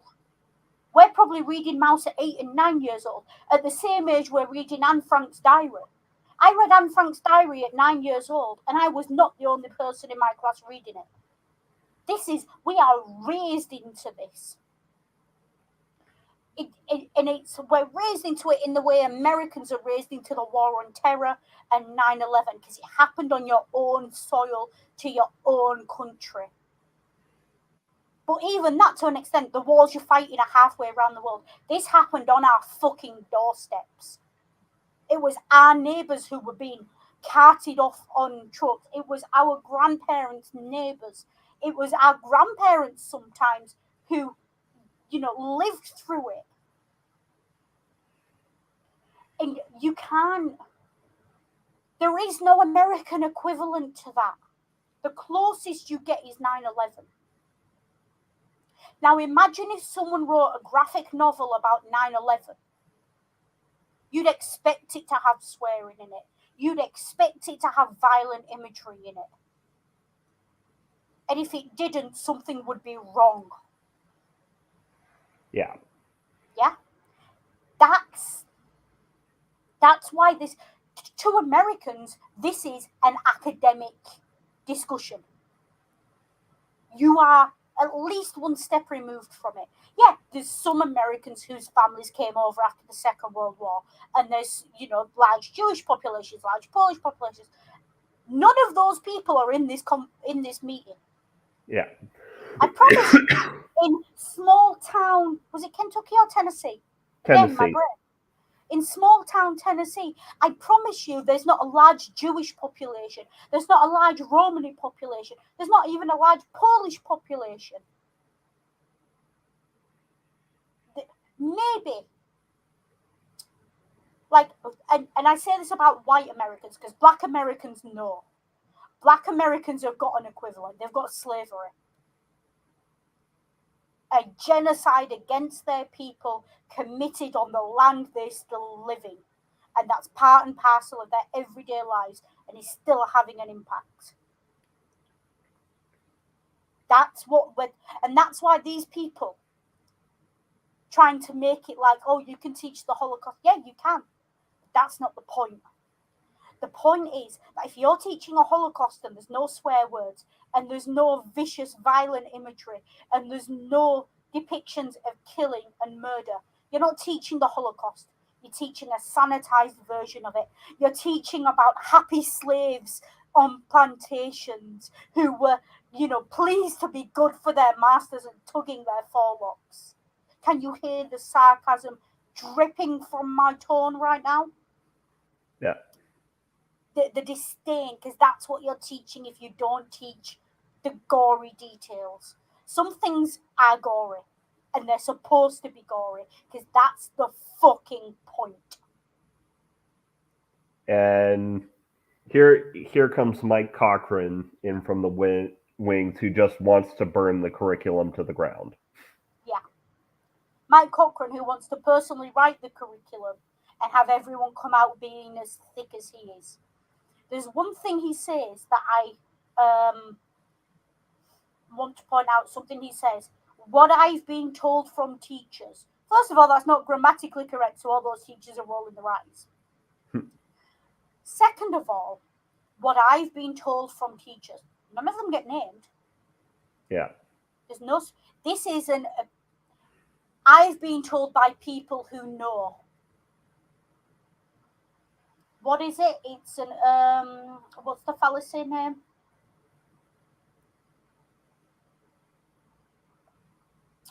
My brain's gone. Words. I'm angry and my brain's not wording.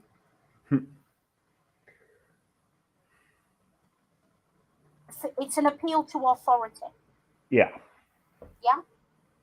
There are teachers in the room, but the teachers in the room disagree with him, so he must have been told by other teachers. And this is the implication of they're too afraid to say something. It's a conspiracy. We're fighting a battle against you. You're evil. That's what's bound up in comments like that. And it's deliberate. Yeah? Why would they talk to Mike Cochran? Who the fuck's Mike Cochran? Why would these teachers go and talk to him? He's, some guy on the board. Some guy on the board. That's like a journalist saying a trusted source. There's only two reasons you don't want your name dropped on this. Either you're ashamed of what you said, or you're lying. So the only two reasons you don't want your name on record with an opinion.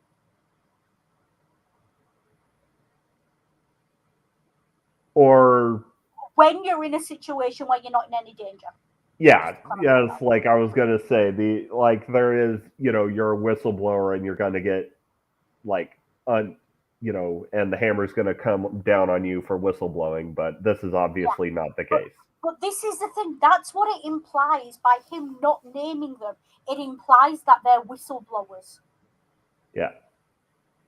That's what he's doing. He's implying that whistleblowers have come to him and he's protecting their anonymity because they're scared. The immediate question to that is, what have they got to be scared of? Yeah. This is a conspiracy. this goes higher than just the school board. And then we get into the Christian victim mentality and the martyr complex. Yeah. Yeah. And I'm going to go ahead and skip over how COVID There's just this, affected. yeah, the COVID things there. This Mike Cochran again, something he says. I'm not out for blood. Yeah. Yeah. I'm not out for blood. It bothers me if we have teachers come together and they spend time looking at the curriculum and they give you two or three options and we go completely another way. They haven't had a chance to vet. About Again, he's doing what the other guy did. He's building a straw man. Yeah. They gave you two or three options, but we've established more than once that there is no alternative to this book. We've established that. Well, so why is he saying you were given two or three options? And now he's saying it's not had time to vet it, but she told the other guy that it had been fully vetted and approved. Yeah. Yeah. And then I'm not out for blood. Again, listen to me. I'm calm. I'm being polite. Tone policing. And yeah. Making out that the people who oppose him are hysterical.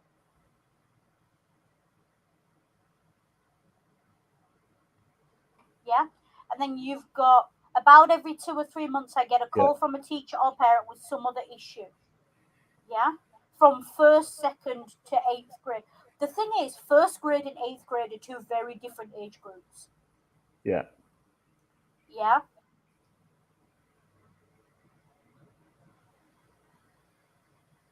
And so, and then we've got they did have a and then she speaks up. They did have a chance to vet.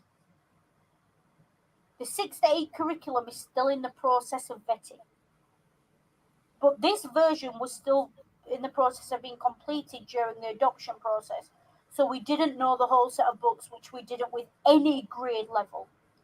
K through 5 did have the option to vet. Yeah. Do you know why K through 5 has the option to vet? Because K through 5 are children. Yeah. Once they hit teenagers, they're not children and you're not vetting what they're looking at. Because you assume they've reached the developmental stage of understanding that what they read might not necessarily be real or appropriate beyond the book. Because you assume their parents have actually been fucking parents and done that bit. By 6th, 7th, 8th grade, kids don't have imaginary friends anymore. Yeah. They don't tell tall tales about made up holidays because they've grown out of that. They understand the difference between fiction and reality, which is, just to point out, something that you're expected to hit the developmental stage of at 7 years old. And you're supposed to be able to differentiate fiction and reality by about 7 or 8 years old at a push. Yeah. And Mike Cochran is, they didn't choose it though. And Melson isn't having any of his shit either. Yeah. Some did, and she could prove it. Yeah. And again, Sharon Brown knows Melson's won that, but she also knows Melson's losing the rhetorical argument.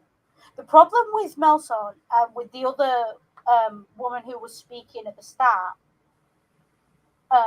is not that she's wrong, because she's not. Is not that she's not prepared, because she is. It's not that she doesn't have evidence, because she does. It's that she's failed in the rhetorical arena. You can have all the facts in the world, but if people are falling asleep listening to you, it don't matter. They're still going to listen to the guy whipping up a crowd and telling them to go murder those people because they stole all the money. And then they motion to table the motion to ban the book until I'm going to hold a meeting in which we decide when we're going to hold a meeting to make a decision about a thing, so we can then make a decision about another thing. There's just bureaucracy. Yeah, so they table the motion to ban the book until more discussion is had, Yeah, and Mike Cochran starts up again. yeah. There's a lot of discussion we haven't even gotten to. Yeah. Yeah.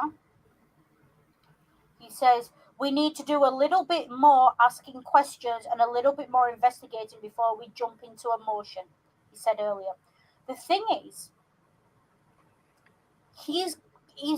that's the playbook. Once you Yeah. start kicking something down the road, you can kick it along indefinitely. They'll if they're saying we're going to remove this book until we've answered all questions, he will drip feed questions for the rest of his life, and his children will drip feed questions for the rest of their lives. And before you know it, it's 2,374, and someone goes, "Oh, we were supposed to answer the questions about that book. Are they all answered yet? Oh, it doesn't matter. It was such a long time ago now. Let's forget about it." And also here's where the trap for the Holocaust dodge snaps shut. Yeah, I will say Scott Bennett does call out Mike Cochran though. Mr. Cochran's motion to table would put it off indefinitely. I would suggest also give the administration time to follow this board's policy and develop a rapport. Um, they should have put a time limit on that motion. Yeah. If they'd have said we're going to give 6 months of public consultation or 12 months of public consultation, they'd have undercut everything and it would have been due process. This is how you ban a book without banning a book. We haven't banned it, we're just waiting to see if everyone's questions have been answered. Well, the thing is, the reason why I'm skipping over the mention to the motion to table the motion is because it gets untabled after the discussion, and there are Yeah. Mike Cochran. yeah. So I will start. I went to school here 13 years. I learned math, English, reading, and history. I never had a book with a naked picture in it, never had one with foul language. In third grade, I had one of my classmates come up to me and say, "What's this word?" I sounded it out, and it was damn. And I was real proud of myself because I sounded it out. She ran straight to the teacher and told her I was cussing. Okay, Besides, first of all, that's third grade, not eighth grade. yes. Second of all, if you hadn't heard the word damn by third grade, I don't know what life you were living, but your parents got some answers. Parents got some questions to answer, dude. Um, And also, if you're third grade and you have to sound out a word like damn, how old's third grade? third grade's about 9 or 10. You shouldn't be sounding out words at that age. You should be able to read. That just completely undermines the entire education system in this area. Well, I mean, like you'd probably be sounding out more like some words, but most Yeah, words you shouldn't be. Like if yeah, you're like reading a book about dinosaurs, you're probably sounding out some of those. yeah. But to be fair, if you put the Latin names of most things in front of me, I sound them out because Yeah, who the fuck can read Latin? Well, you know what I yeah, mean. It says the classicist. Um, but there's this thing he says here. This idea that we have to have this kind of material in order to teach history, I don't buy it.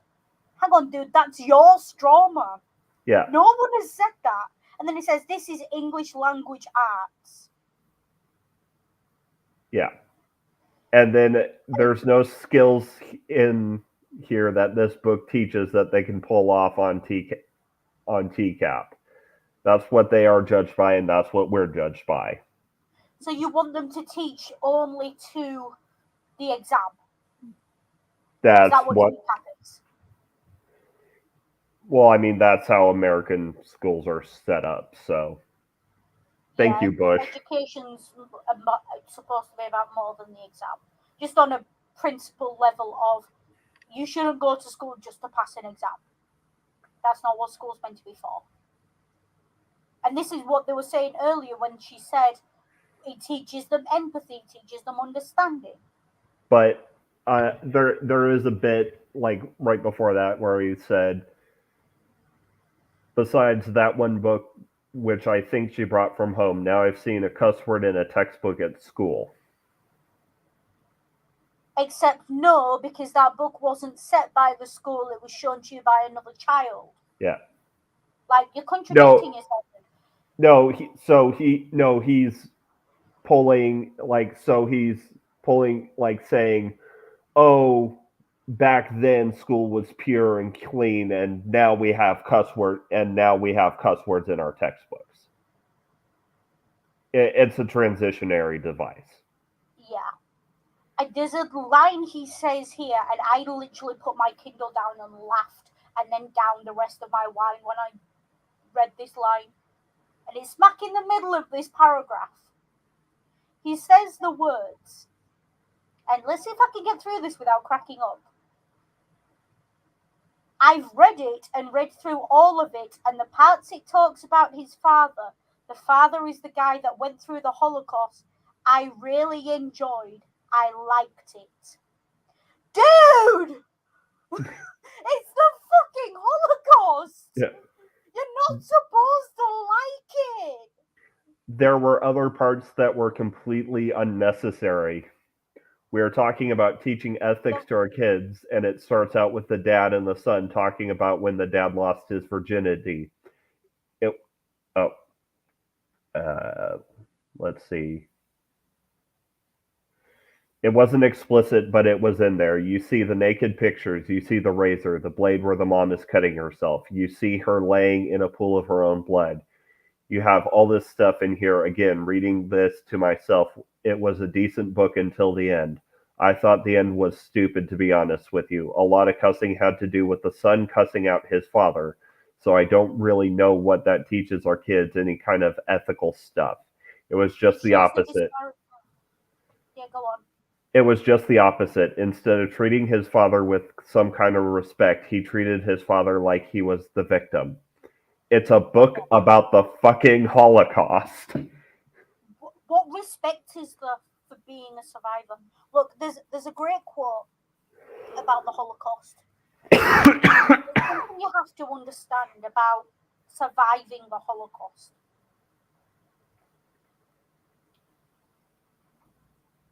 Largely, the people who survive genocides, the people who survive fascist regimes, the people who survive attacks on their community, no matter who they are not necessarily the good people. Because the good people are standing up and saying no. The good people are protecting other people and being killed for it. The people who survive are the ones who are willing to steal someone else's food, who are willing to nod along when the soldier puts a gun to your head. The people whose principles matter less to them than their life. That doesn't necessarily make them a bad person, but it definitely makes them morally and ethically grey.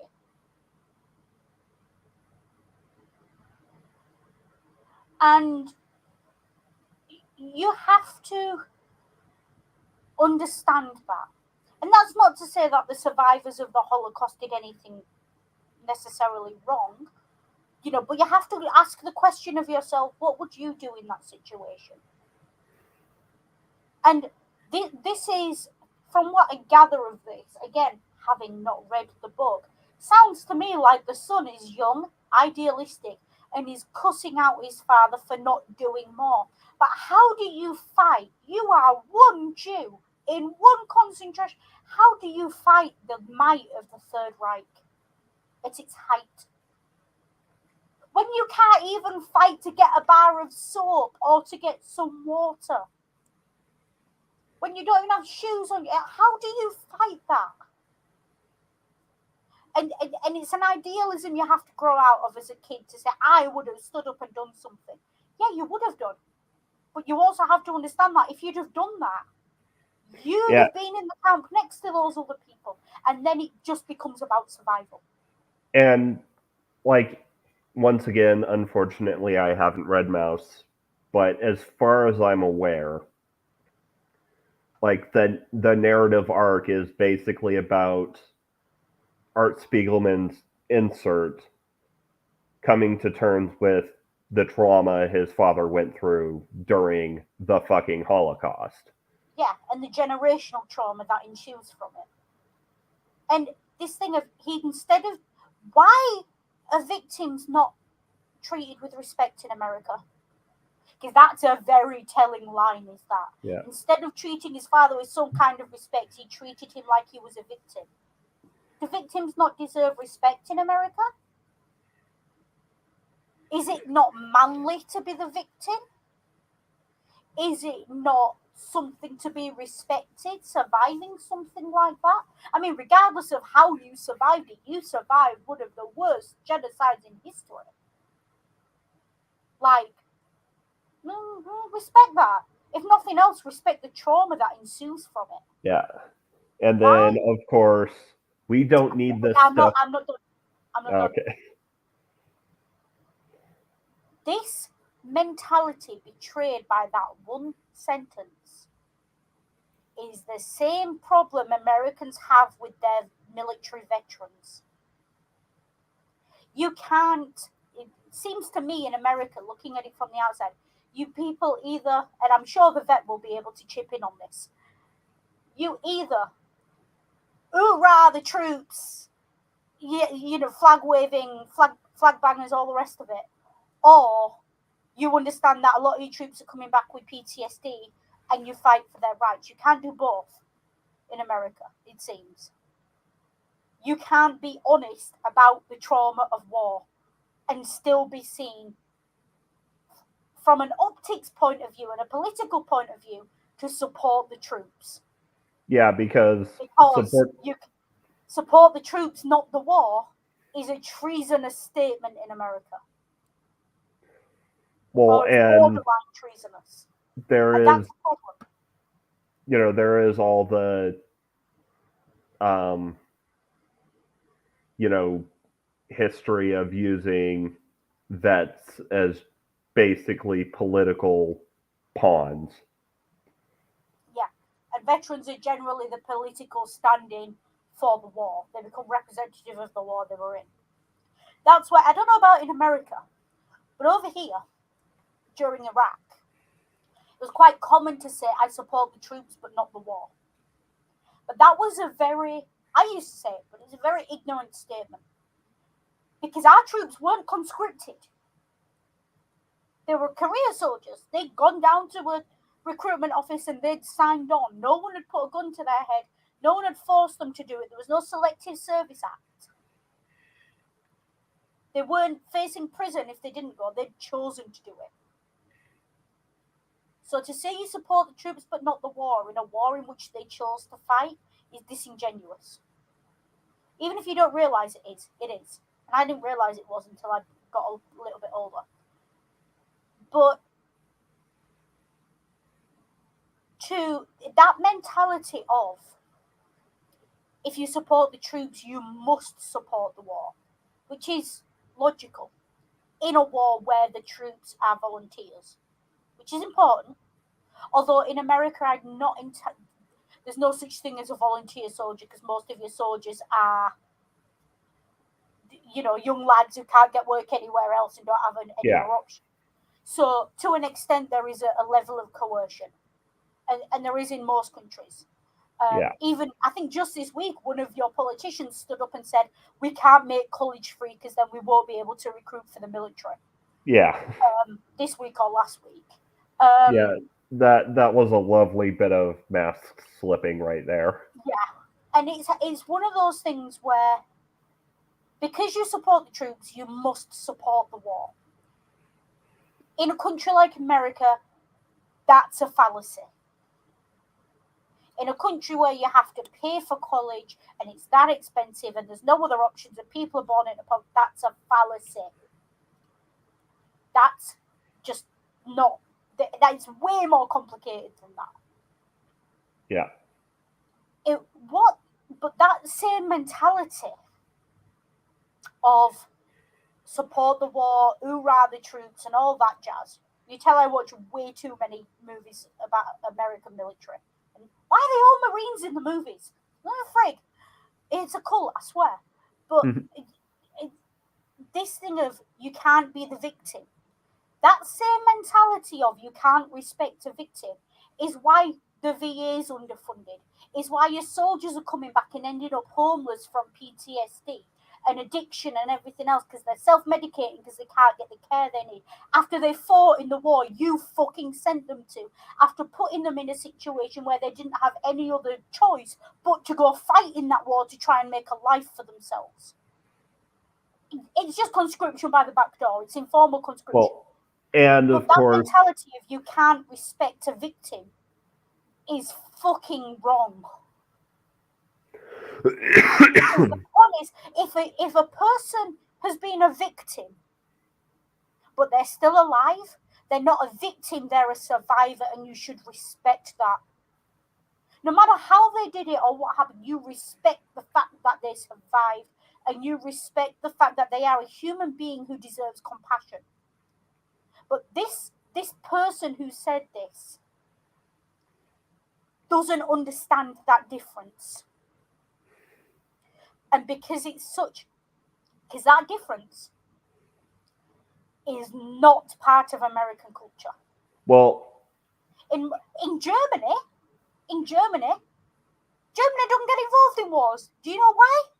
Because they fucking know. Germany has free education, free healthcare, and everything else. Because they know what not having those things leads to. Creates a population in desperation, and desperate populations are open to the rise of fascism.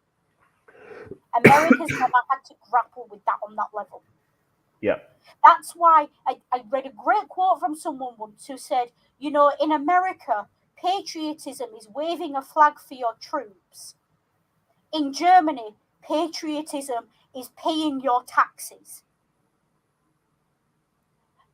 And that's because your taxes pay for education, infrastructure, roads, pays for their healthcare and everything else.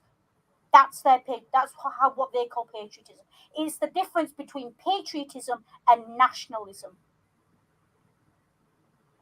And America hasn't been put in a situation where it has to grapple with that. Because even the wars it got involved in for all the wrong reasons it should never have been involved in, aka the war on terror, were on the other side of the world, and it was out of sight, out of mind. Whereas Germany, it happened on their front door and they were at the center of it. Both times. Yeah. But that entire mentality of no respect for victims, that's the same reason that, up until the mid-90s, if not later, the idea, this concept of hysterical women. Do you know what all women throughout history who've been called hysterical have in common? A history of trauma. There are books written.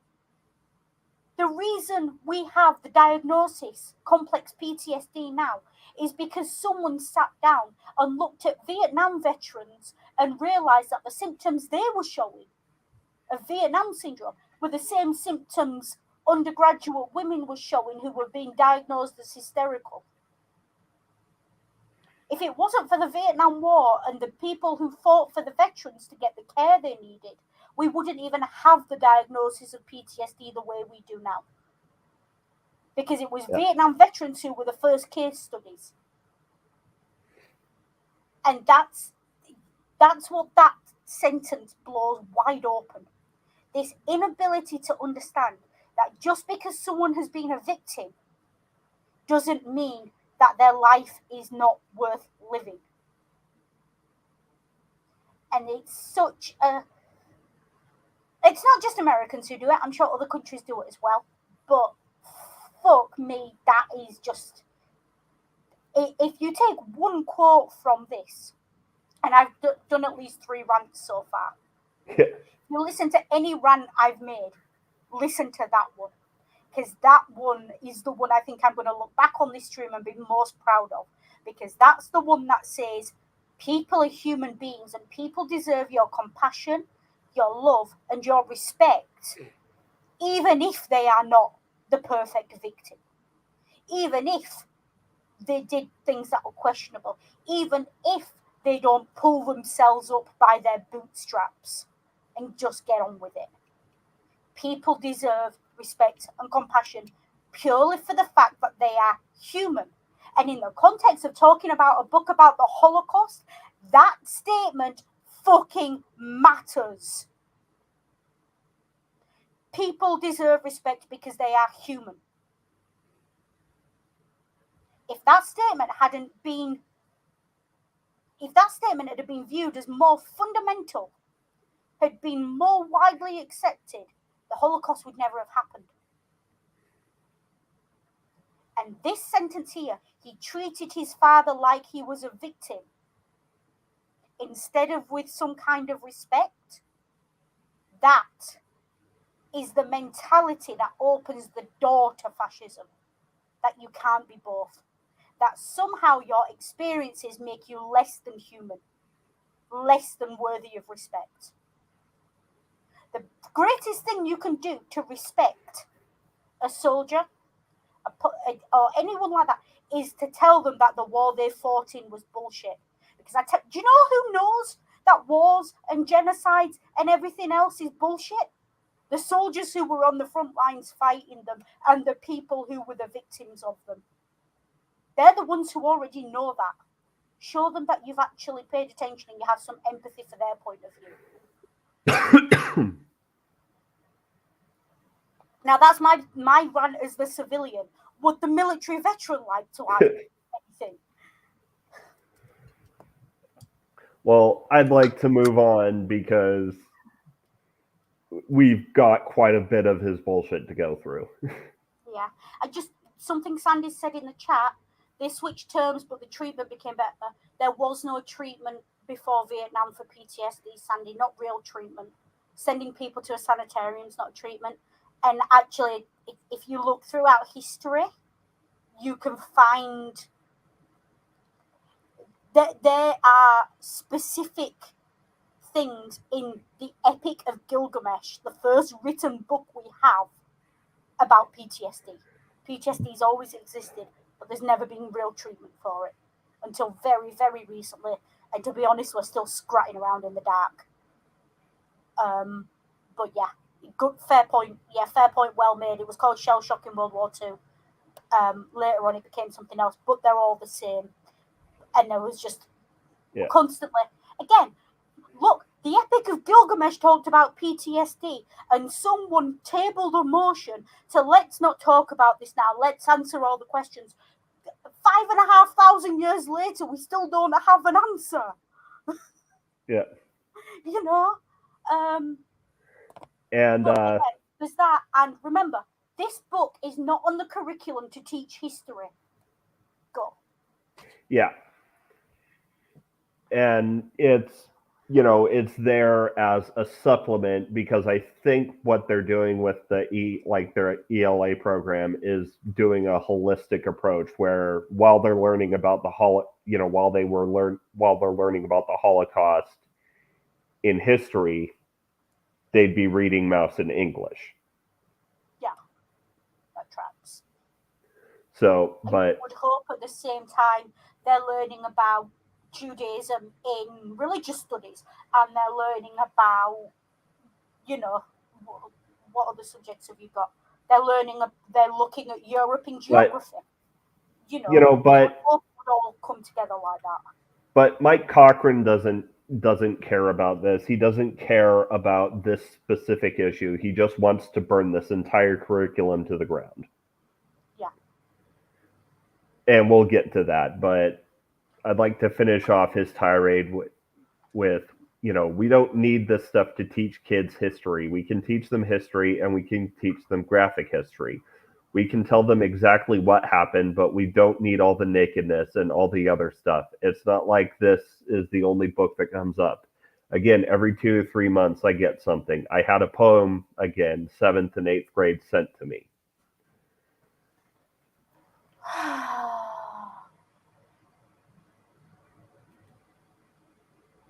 And then the fight about him going off topic. This poem. Yeah. Look, that's nothing. In year 9, I was reading John Donne. And I looked it up. It's a Judy Garland song.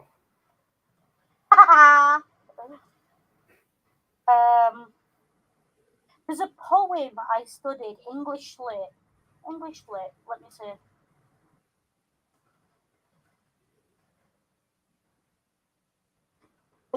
Yeah, it's and again, I'm probably undercutting my own argument by saying that this sentence haunts me.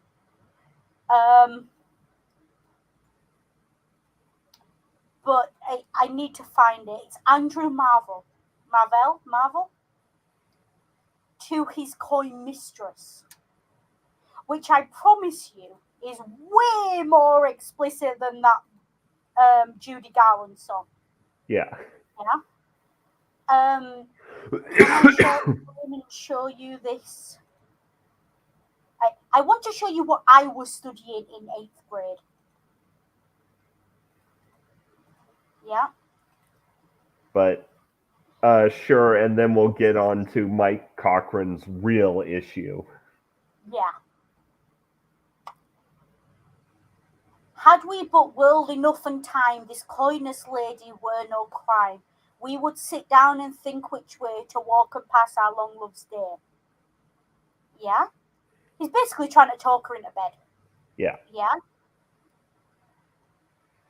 And this, thou by the Indian Ganges side shouldst rubies find. I by the tide of Humblewood complain. I would love you 10 years before the flood, and you should, if you please, refuse till the conversion of the Jews. Which history tells us is never going to happen, basically. Yeah. But there's this one. Time goes on, and this one. Thy beauty shall no more be found, nor in thy marble vault shall sound my echoing song. Then worms shall try that long preserved virginity, which is an image that made every teenage girl in the room cross her legs at that.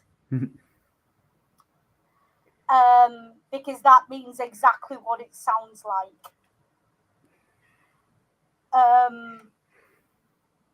And if we can sit and read a poem about worms climbing up your hoo-ha while you're in the grave, they can read a poem, like you can read some Judy Garland lyrics. Yeah. But that wasn't, we didn't even get any warning of that. It was just the poem. So,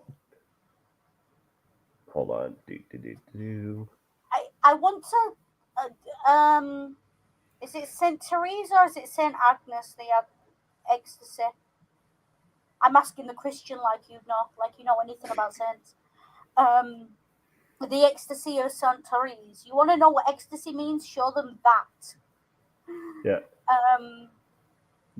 So my problem is all the way through this literature, we expose these kids to nakedness. We expose them to vulgarity. You go all the way back to the 1st grade, 2nd grade, and they're reading books that have a picture of a naked man riding a bull. It's not vulgar. It's something you would see in an art gallery, but it's unnecessary.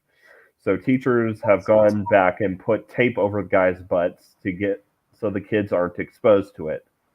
So my problem is, it looks like the entire curriculum is developed to normalize sexuality, normalize nudity, and normalize vulgar language. If I was trying to indoctrinate somebody's kids, this is how I would do it. You put this stuff in just enough on the edges so that parents don't catch it, but the kids, they soak it in. I think we need to relook at the entire curriculum. Yeah.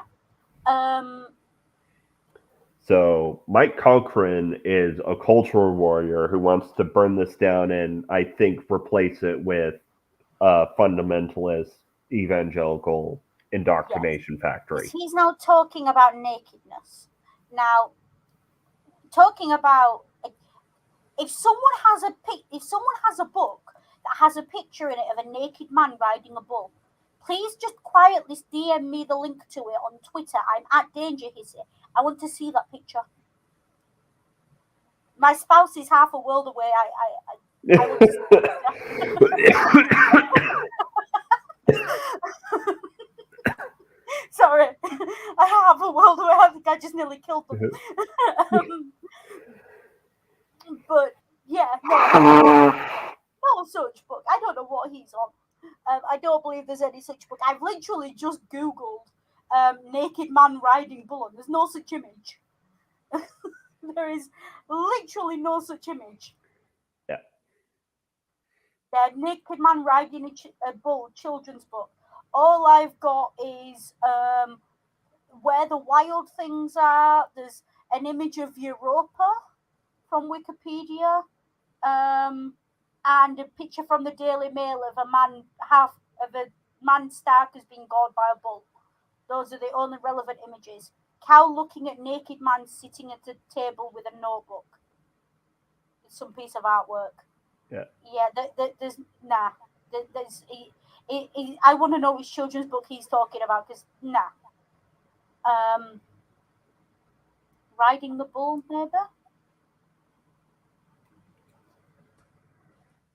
My Google search is, oh wow, do not Google naked man riding a bull, especially if you're on a work computer. Holy shit!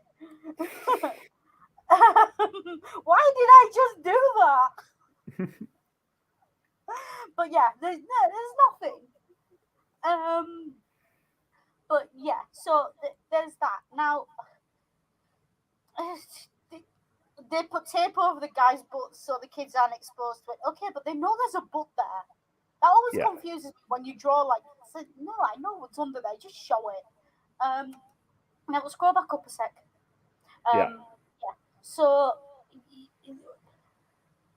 is it until very recently? I was under the impression that good parents took their children to art galleries and museums on weekends, if they had the opportunity to. Like, so why are you complaining that kids are going to see this? If you're saying it belongs in an art gallery, like, what do you think art galleries are for? The entire point is to bring art to the masses. Yeah. Like, okay, but and this, it looks like the entire curriculum is developed to normalize sexuality. I guarantee you he's going to the elementary school board meeting and complaining about teaching the kids pronouns and the correct terms for their genitalia. Or, having Marlon Bundo in the school library. Yeah, Marlon Bundo. Yeah. And this is, he's using the domino effect to try and argue his point. But we all know the domino effect's fucking nonsense. Yeah. If I was trying to indoctrinate somebody's kids, this is how I would do it. Notice how he never says at any point, you're indoctrinating the kids. He says, if I was trying to do it, this is how I would do it. The implication being, this is what I think you're doing. Also, I mean, technically, this is what he is trying to do by removing. Yeah.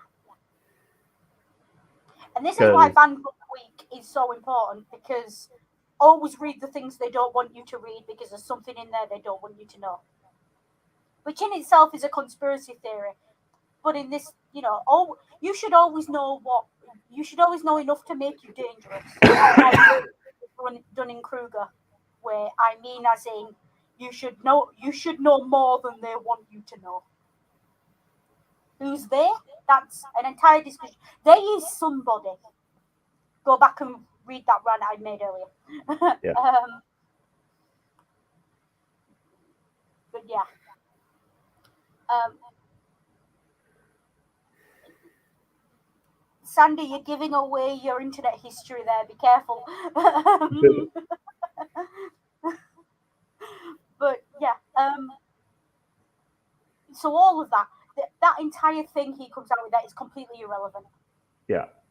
But it puts the nail in the coffin of if you don't agree with me, you must want to indoctrinate children into sexual behavior.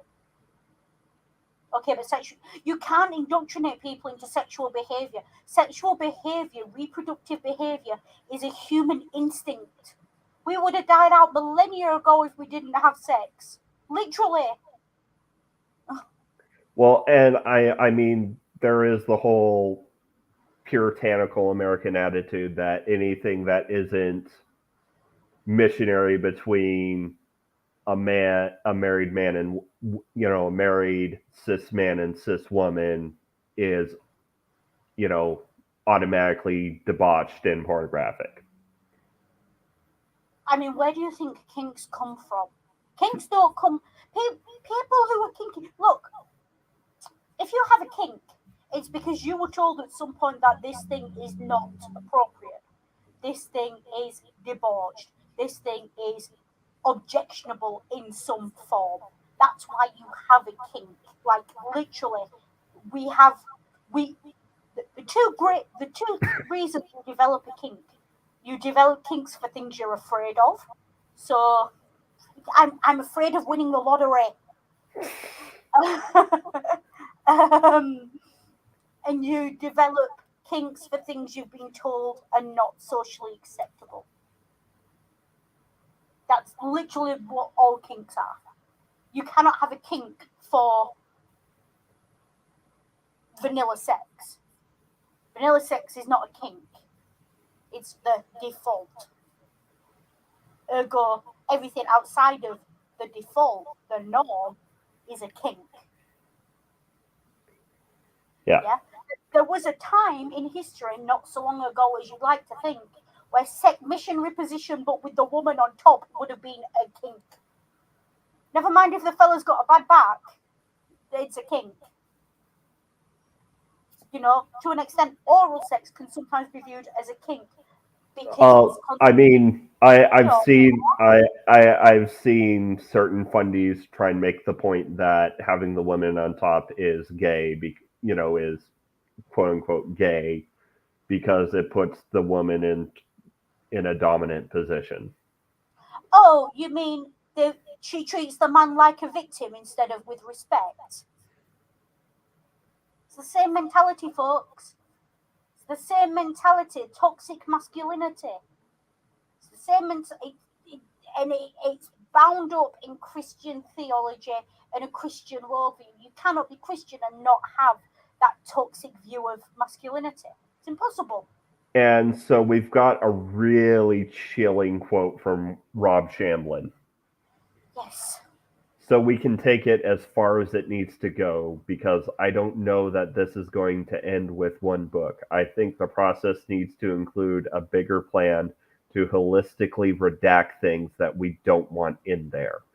We hope we have good employees, like minded, culture centered folks that fit with McMinn County, that they're going to make the right discretionary decisions to redact that literature in an appropriate way for the age related presentation. Look, I am radically anti censorship. You know that I have always said that with the caveat of, but not for children. Because there are certain things children are not ready for. I was not ready to watch Bruce Lee Game of Death uncut at 6 years old. Thank you, Dad. I was not ready to see Schindler's List at 7 years old. Thank you. I was not ready to, you know, read Daniel Steele at 10 years old. You don't know who she is, just, yeah. Malice, there's a scene in the book where the woman's in prison and she gets gangbanged and fisted by a group of 4 or 5 lesbians. It's worse than Shawshank Redemption, and it's visceral. Yeah. I was not ready to read that at 10 years old. But my aunt gave me the book, and my mother didn't read it first because my mother didn't read much and just assumed it was appropriate. 3 guesses which aunt gave me that book. Yeah. But this is too far. And there's this rhetorical device that right wingers like to think, where does it end? So it's a right winger's favourite question. Oh, you're pulling down statues of slave owners. Where does it end?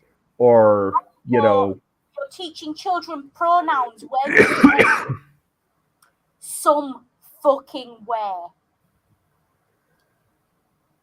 It ends somewhere. It doesn't go on indefinitely. Yeah.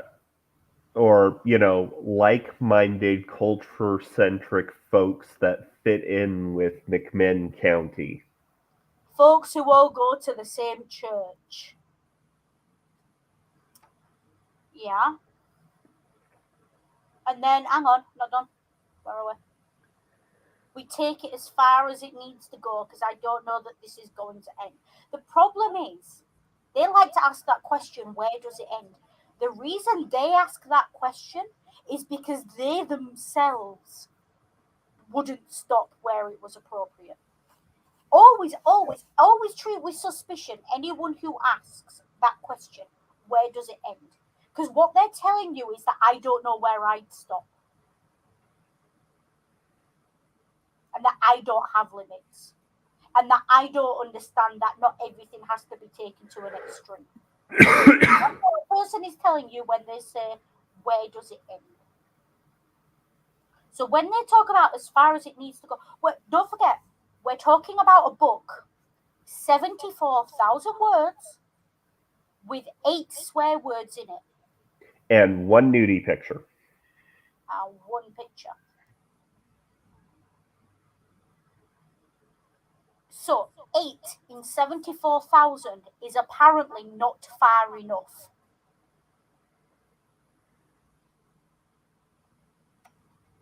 They've decided that it doesn't end there, that that's too far. So if that's too far, because they've proven throughout this meeting, and we pointed it out earlier, that they conflate fictional characters and real people, but that they also conflate words on a page with people. Yeah? So let's have a little thought experiment. I'm going to put 74,000 people in a stadium. Okay? And 8 of them are insert your preferred minority here. Trans, gay, black, female, have had an abortion, foreign, Jewish, Romani, political leftists. Take your pick. In fact, go look up the list of all the people Hitler wanted dead. Take your pick.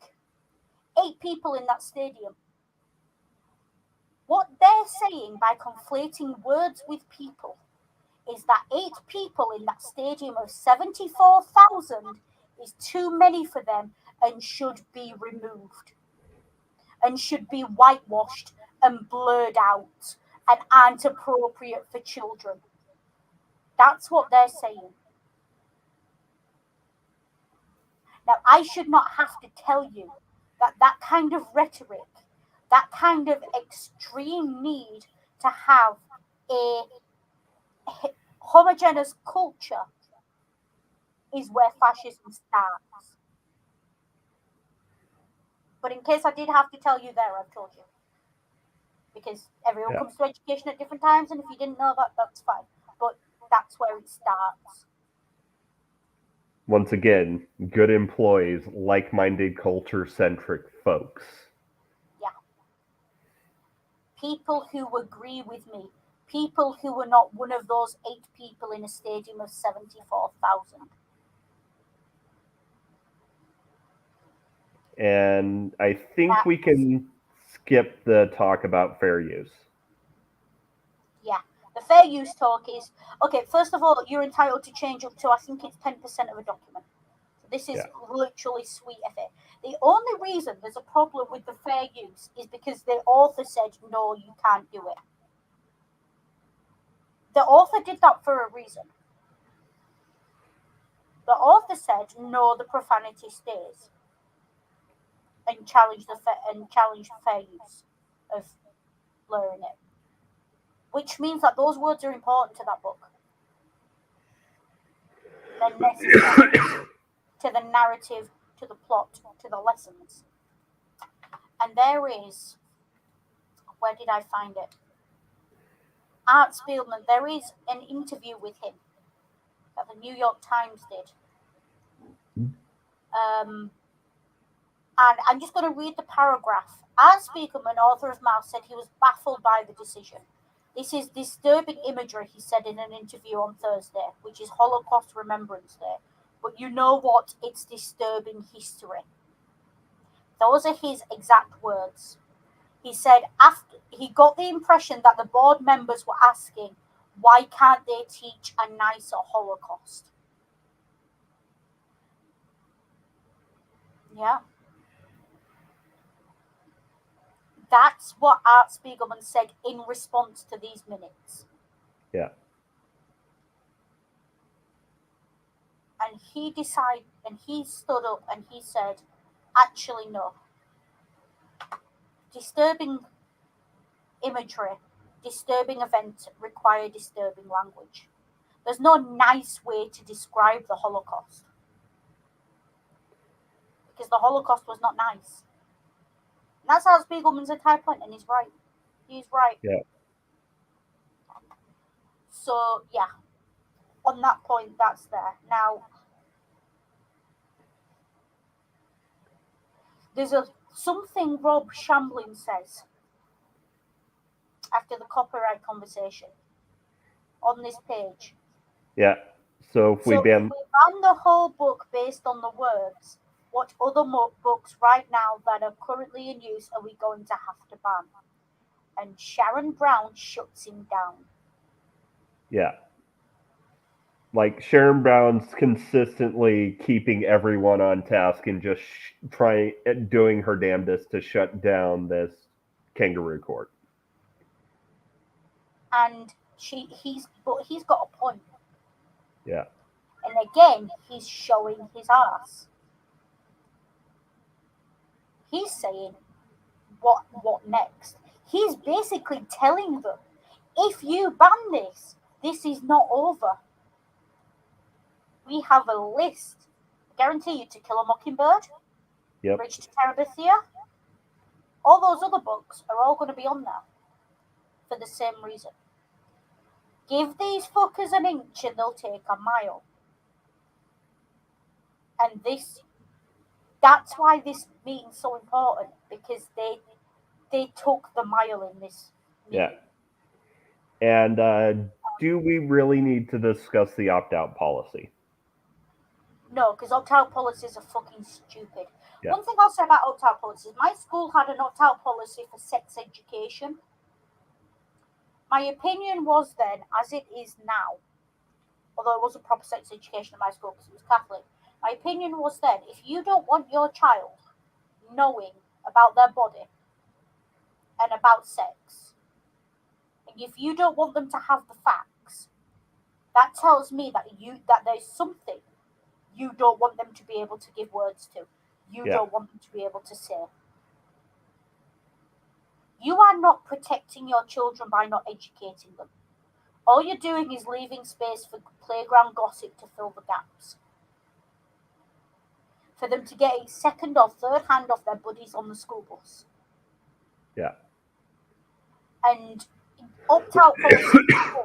I am generally of the opinion that any parent who pulls their child out of unless it's because it's bigoted, like if a parent pulls their kid out of a Texas lesson that teaches that the world was created in 7 days 4,500 years ago, yeah, I can understand that, because that's bullshit and that's religious indoctrination. But if you don't want your kids to know the facts of history, to know the facts of their own body, to know the facts of one of the worst genocides in history. Why? I'm immediately suspicious of you if you don't want your kids knowing that stuff. When you don't educate your kids, you leave them vulnerable. You leave them vulnerable to other kids, but you also leave them vulnerable to predatory adults. And again, I'm going to mention fandomantes.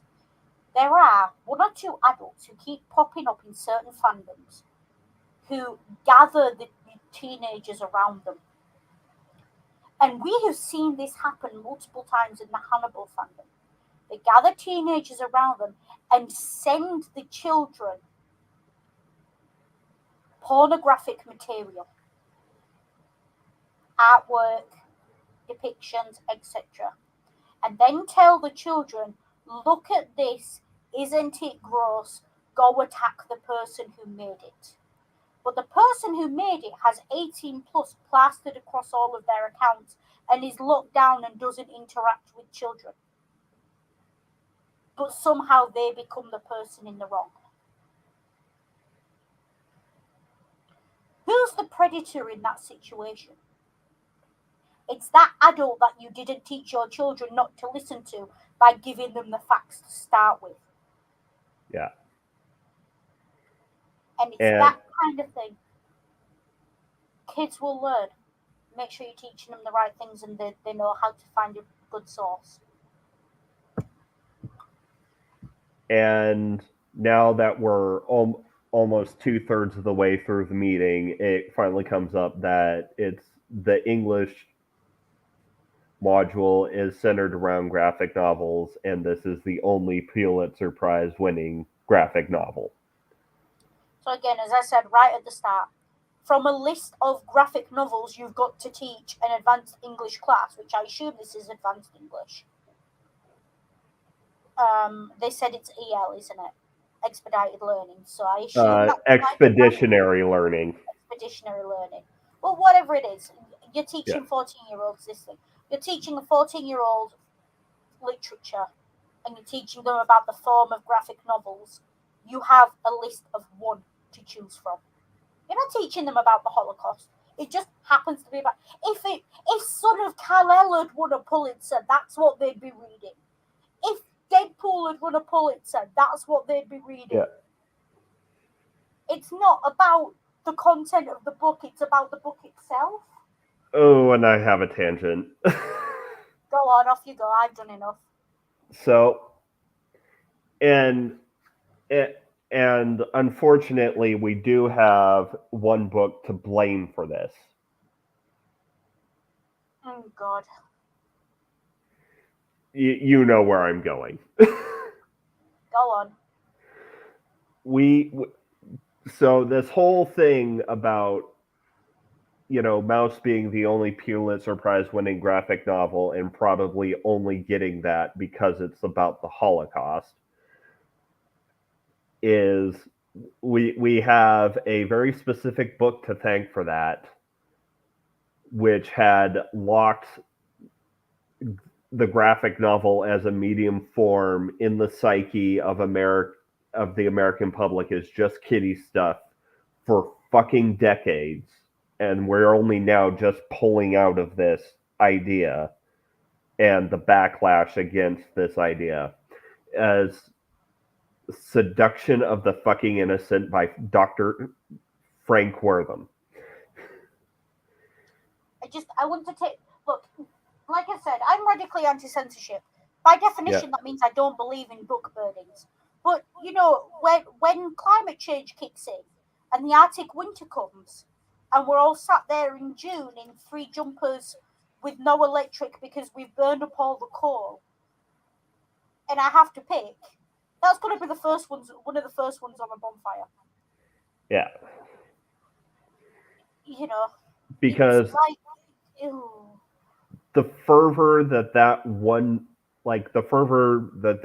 book kicked off is basically the reason that the medium of graphic novels is essentially synonymous with superheroes, because after the CC, the Comics Code Authority, which was developed in response to the fear that the government might censor the comics industry because of seduction of the innocent. Superhero comics were literally the only genre that were acceptable under the CCA. Yeah, and I've just had a thought, and by all means, stop me. We should do a propaganda month. We should do Seduction of the Innocent, Birth of a Nation, maybe Mein Kampf. What other propaganda? Largely so we can tear them apart. I mean, if I remember right, like nowadays, Seduction of the Innocent is ridiculously hard to get a hold of. It'll be online somewhere. Everything's online somewhere. We should do a propaganda month.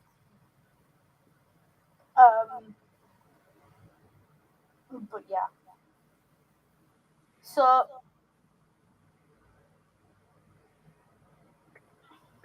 he says. So Sharon's saying, what would you teach if you couldn't teach the book? You'd have to remove the entire module.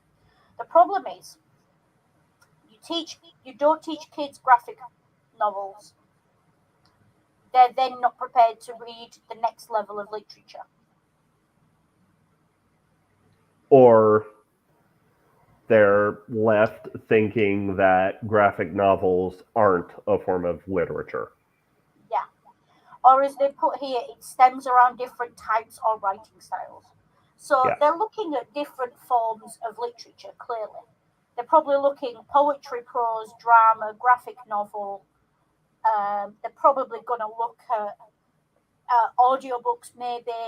They might, and how to do an audiobook well and how not to do one well. That's probably the kind of thing they're doing, I guess I'm speculating.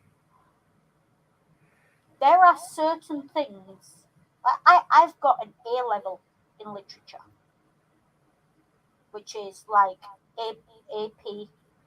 It's like it's a higher level than AP in America. Yeah. I've got an A level, a very good A level. English literature was my best subject by a country mile. Like I didn't even have it. That was my DOS lesson because it was so easy to me, and I still got an A in it.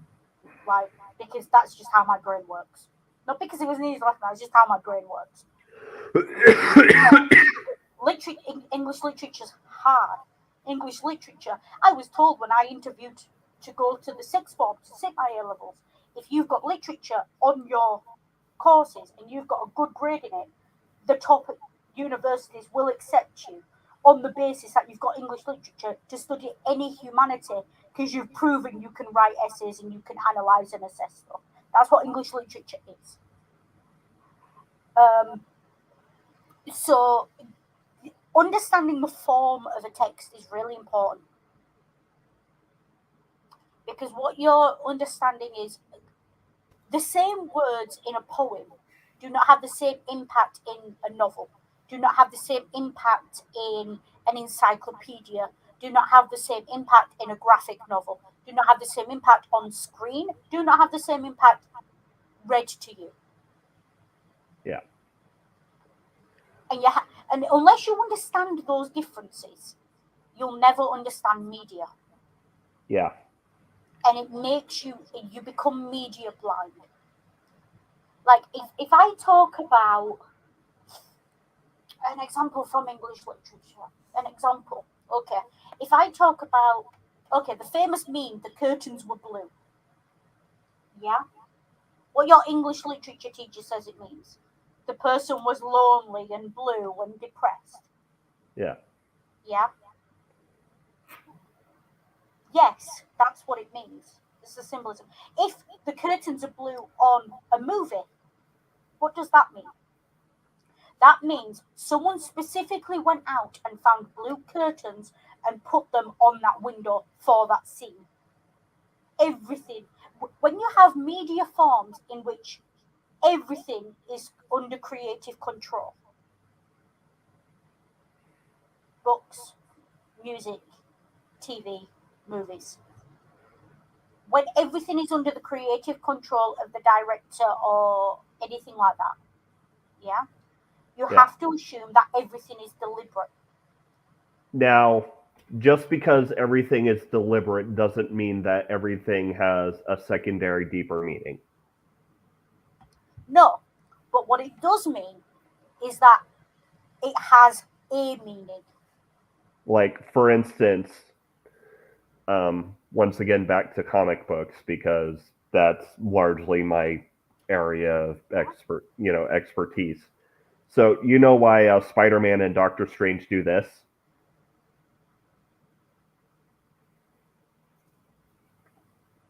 I assumed that's the rock. That's Saint Horns. Here's the reason.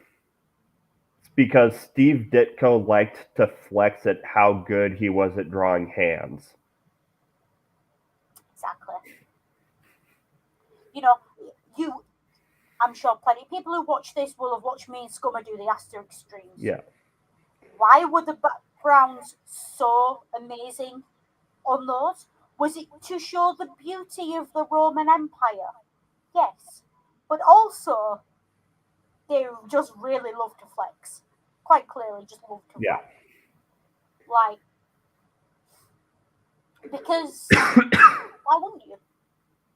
And sometimes it's not that deep. Sometimes it is. But just because it's not that deep doesn't mean it's not deliberate. Like, it's not that deep that I'm wearing this top today, but it's deliberate because we're talking about censorship, and this is about censorship. It's the same way with Ray. Reading Rainbow, we're reading something and we're talking about a book. Just because it's deliberate doesn't mean there's a deeper meaning. We deliberately chose these tops because they are vaguely related to the topic. But this is not a party political broadcast for the Open Rights Group. Yeah. It's just I'm wearing it just because Well, this is my shorthand way of stating my position. And also, if you're mean much more than that. Also if you're even vaguely aware of his Twitter presence, LeVar Burton is blatantly anti-censorship. Yeah, exactly. Ring wearing that is not a party political broadcast for LeVar Burton. It's just reading Rainbow. It's about books. It's anti-censorship. I agree to an extent I'm promoting, but you shouldn't take more than a surface level understanding of that.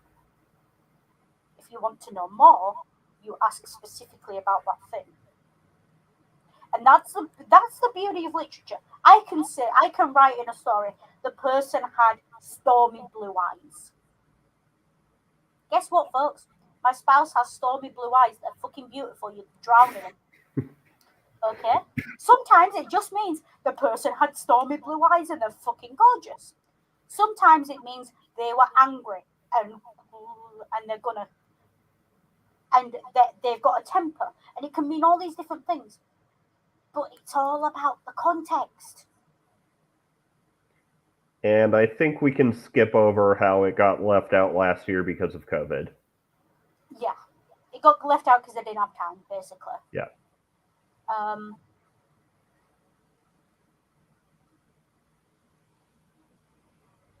Let's see. And then again, this thing, go back up, sorry. He says, I would think there would be something you could bring them up to speed on and use another unit that wouldn't be as controversial. You would think so, even though you've been told 4 times that there is no other book that can be used to do this. And, this is Sharon Brown showing her colors for the first time. Yeah. She's tried to play objective, but she's not. Yeah. And this, I have faith in the educators in this building, says Jonathan Price. And if I can't find a text to teach the same modules, then I probably need to go, okay, I have faith in you. And if you can't do what you've already told me is impossible, you're incompetent. Yeah. Basically what he's getting at there. And again, that's another tactic of, if I can do it, if I assume it must be right, because I feel like it must be possible. I don't know, but I feel, Sorry. even though you've told me otherwise, I feel like it must be possible, therefore it must be, and you must be deliberately not doing it. You must want to indoctrinate my children with this book. I really question how a book of that nature could be let out of the Department of Education. Make it sound like a wild dog. Question how it could be let. It doesn't have feet. It's not going to growl at you as you walk past. You shouldn't have like a muzzle and a collar on. It's a book. Big government coming in. Yeah. You know, these people who claim they don't like socialism, don't like big government when it helps people, but the minute they want to control other people, they're all for the authoritarianism. Ugh. Also, for the record, folks, it's not illegal to be a communist, socialist, or Marxist in the United States. Something else I saw this week that pissed me off. It better not be anyway, or I'll never get a green card. It's not technically illegal. There is an old law, but I think it fell off the books. And that law's from the Red Scare, so you can argue that. Yeah. Mr. Brady, somebody should have, and you're in the hot seat now. Somebody should have, and now I'm putting it on you. If you don't do as I say, I will make your life a misery. That's what that is a flat out threat. That's not even subtle, that's a threat. As long as I sit in this seat, I cannot support it. Yeah. I cannot support laying that kind of language in front of your children. That if you do not back me, you are saying that it's appropriate to swear in front of children. You are morally deficient, and I will make your life a misery. And if you are morally deficient, you are not a suitable educator. You will lose your job. I will destroy your life if you don't agree with me. And of course, we're ignoring the fact that this isn't about how to teach the Holocaust to children. This is about teaching graphic novels using the Holocaust as a lens to teenagers. Yeah. And don't tell me there's not another book out there. They had to have more. They had a selection process. See how, first of all, why wasn't there a selection process? Then when told there was, oh, then there must have been more than one book. No, because the selection process was making sure the book was okay to use. Yeah.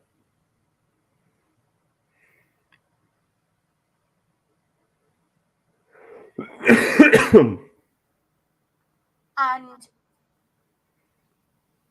I will not let this go. As long as I sit in this seat, I cannot support it.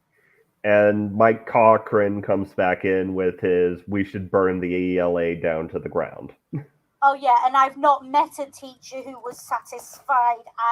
I know teachers. Teachers have told me. Teachers talk to me. Dude, I've, who are you? I've been saying that in this board meeting month after month. We need to look at our we need to look at our ELA program. We need to get our first, second, and third grade teachers in here at a minimum and figure out what's going wrong. They're not hitting the grammar like they need to. You know, back when I went to school, it was just reading, writing, and arithmetic. And When apparently, I were a lad. well, I mean, Sorry. based on your story, Cochran, you know, you weren't taught grammar that well either because you had to sound out "damn" at third grade. When I were a lad. Yeah. and this again, this appeal to tradition, this appeal to historicity. It's bullshit, folks. It's absolute nonsense. The point is that I would sincerely hope. I only left school 10 years ago, 10, 12 years ago ish, giving away my age. I would hope that since then, the curriculum has moved on and is more advanced and is more progressive. Because if we aren't progressing the curriculum, we stagnate as a society. So what he's saying is he wants the same curriculum as he had. He's probably fucking old enough to have frigging remember being caned. I don't know when they got rid of that in America. But that's generally a sign that you're a boomer if you remember being caned in the UK. Yeah. And he does come across as such a boomer. He does. They're not hitting the... Look, no one hits the grammar like they need to in America. Yeah. You people don't speak in a grammatically correct way. You don't. You want to talk about grammar and English? Stop speaking American English. I say that as a Brit and I'm joking, don't come for me. But you know what I mean. It's like, it's not me. What? Okay, we're all adults here. We're all adults. When last did you do something that required you to understand the nuances and the minutiae of grammar? The closest I get to needing grammar as an adult is Googling where the apostrophe goes in a word, or Googling whether I should end a letter with faithfully or sincerely. And I have Google for that. Oh, and here we have Mike Cochran and Tony Ullman tag teaming. Yes, Mike Cochran. This is the trick we always play. We can only talk about this tonight. Dude. No, it's not a trick. You are trying to derail the discussion so you can force this through. I would like to take it at minimum to make the motion that we remove this book from the curriculum. That would be a start, and maybe we can go from there. Yeah. Can you put Sandy's comment up? I was taught proper grammar. Me too, Sandy, but I'm Northern.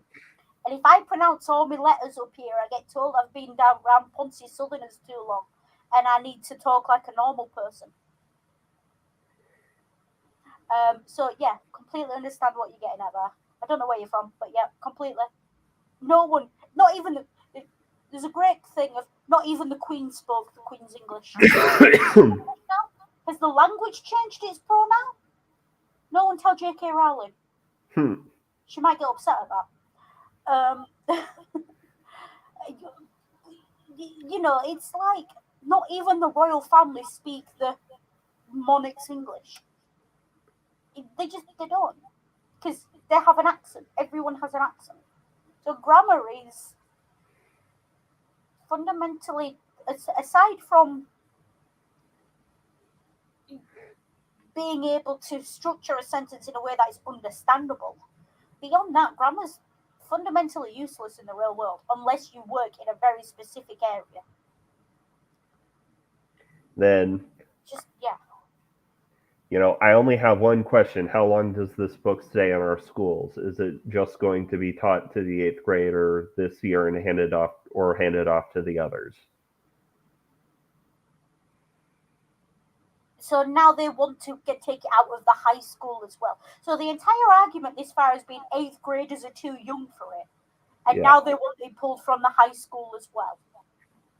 How long does this book stay in the school system?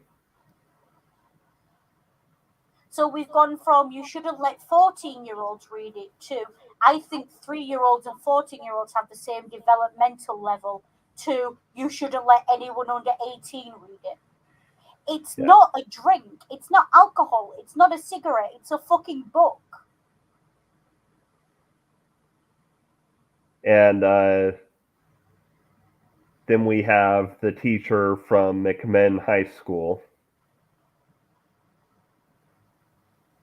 We're on year 2, so it's in for 4 more years. So basically, Yeah. they're saying, so what she's done, she's given him the answer there. He Yeah. knows now all he has to do is keep showing up at the meetings where they discuss it and ask too many questions for them to answer for 4 years. Yeah. She's giving him his own time limit.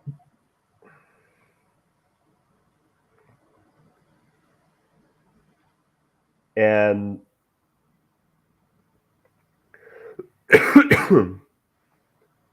the teacher at the McMinn High School. This teacher, I have opinions about this teacher. This teacher is teaching your child to pull them out of her classes. She's a fucking idiot. I assume it's a woman. I don't know why. Yeah. Maybe Because most teachers tend to be women.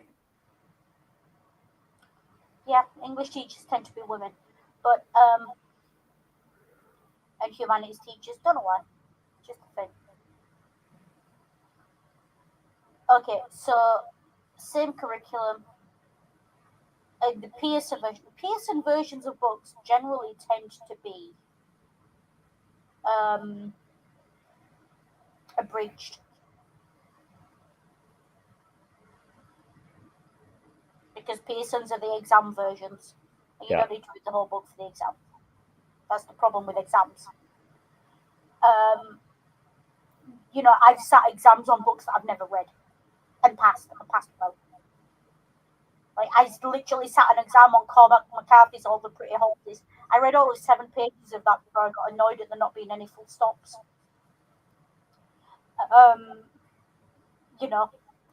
And I think I got like a 2-1 in that.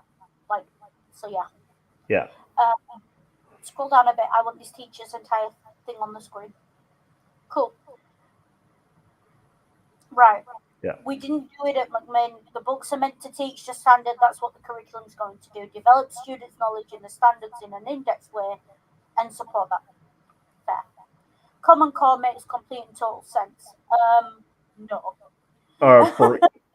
For ELA makes complete and total sense. I can't speak for math. Yeah. But for ELA it makes sense. We're able to dig deeper, we're able to look at things we aren't able to look at before. When I taught 8th grade for 5 years, I taught the older standards. It was okay, what's the main idea, and we moved on, and okay, what does this word mean? Very disconnected. Again, and this is the problem. You cannot teach a book in disjointed terms. Yeah. I sat exams that I've done it where they said, oh, write this exam essay on the soliloquies of Iago in Othello. Well, unless you've read the rest of Othello, you haven't got a fucking clue what's going on. Yeah. Write about the rites of passage in Michael Frayn's Spines. Well, if you don't understand, if you haven't read the book, that's going to be useless. That's going to be stupid to you. And it's, you can't write listings. And basically what she's saying is they used to teach the Spark Notes version, and now they're teaching to actually read the book, which I wholeheartedly support.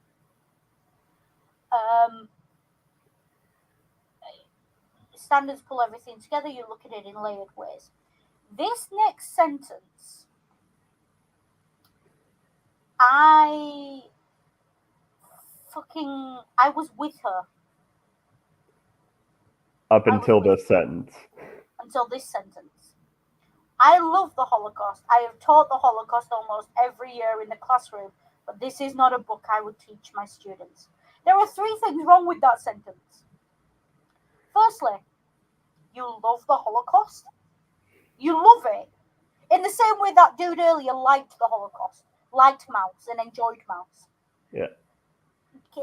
Oh my god. And you're the one teaching the kids. Oh, okay.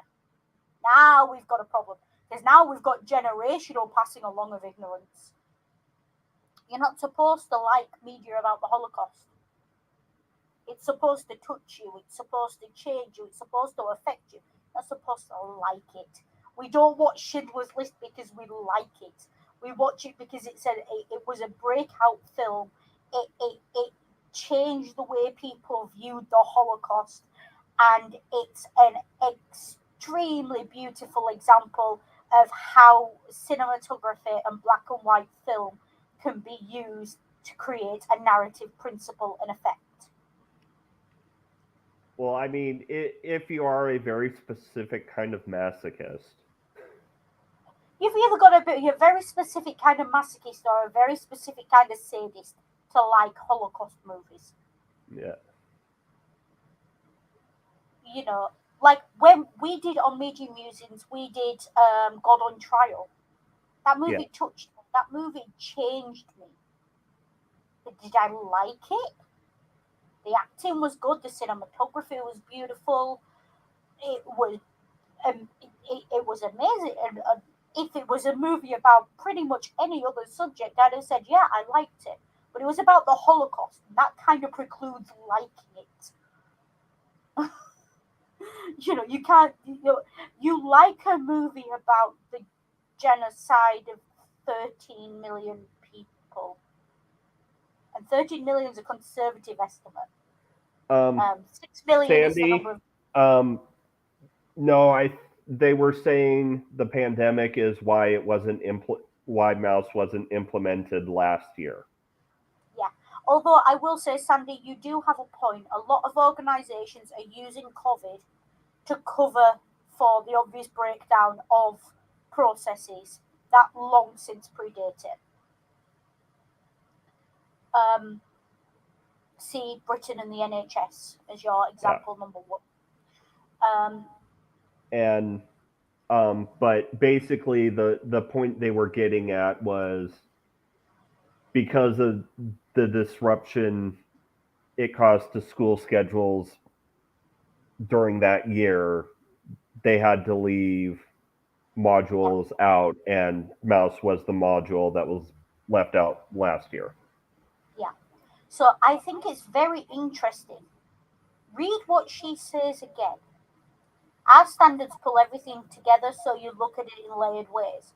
I have taught the Holocaust almost every year in the classroom, but this is not a book I would teach my students. Mr. Non Sequitur pipes up. Mr. Non Sequitur, I can't pronounce that word. How's that word pronounced? Non Sequitur? sequitur. Sequitur. Sequitur. I've only ever read that word, I've never heard it Yeah. spoken, so that's why. We aren't against teaching the Holocaust. No one said you were, buddy. No one said you were.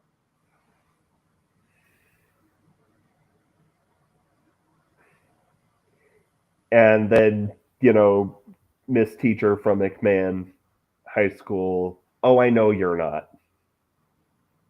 Because of course you're not. Because Yeah. what kind of monster would be against teaching the Holocaust?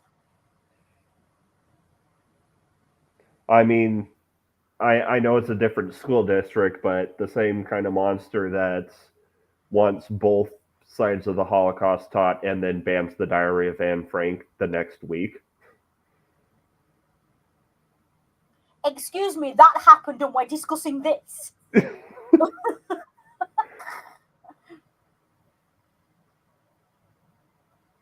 And I mean, again, it's linked, so yeah. Yeah. But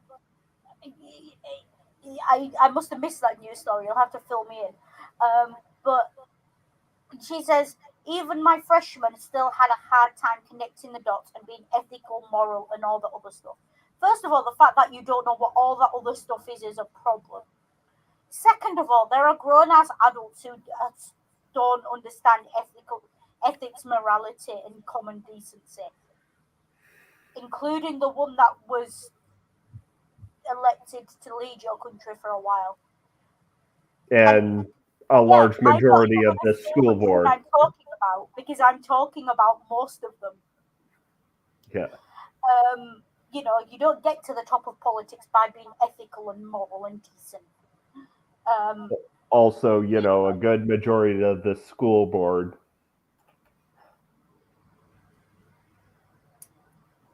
yeah. So they're missing stuff from COVID. Look, I don't know about in America, but over here, parents were given all the resources to educate their kids at home. They didn't because they're lazy fucks, but they were given the Yeah. resources. So why is the school blamed for the laziness of parents? Like, you pushed them out. You're the one who decided to fuck raw and make the child. Why are you blaming the school for your failure? Like, uh, yeah. Yeah. If they don't have an adequate background of the concept that's being discussed, they're going to miss it. Yes, they are. If I tell you a story about, look, it, if you read Animal Farm but you don't know about Stalin and the USSR, you're gonna miss it. You're gonna Yeah. miss what that book's about. You're gonna think it's a children's story about weird animals. You're gonna miss it. And you're going to not be as well educated and you're not going to understand as much as a Well, consequence.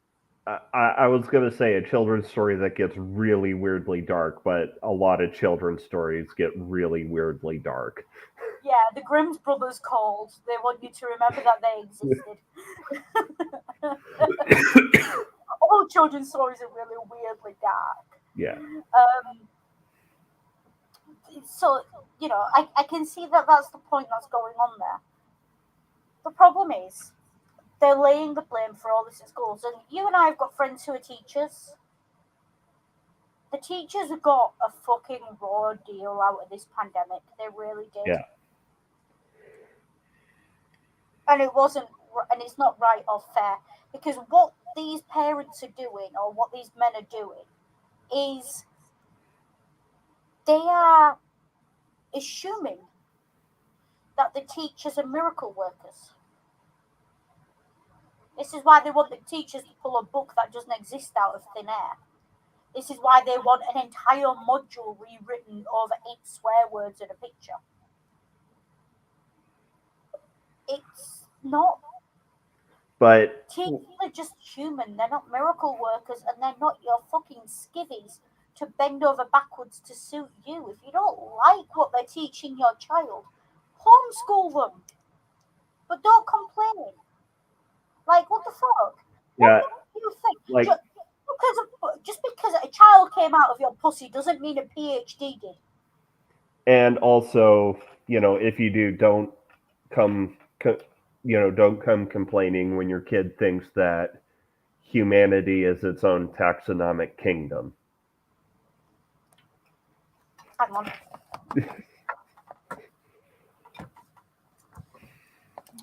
Behold, a man.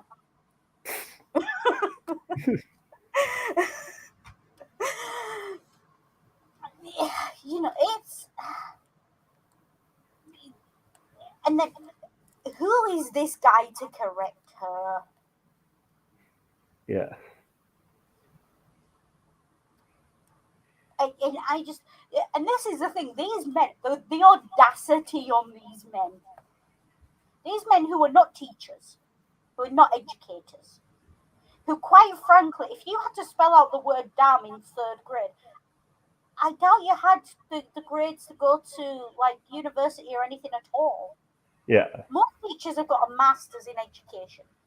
I think that's the requirement in most places. And Unless this is this newfangled, let anyone teach as long as they can stand upright and hold a chalk. But generally, teachers are very highly educated, as we would want them to be. and I mean also if you are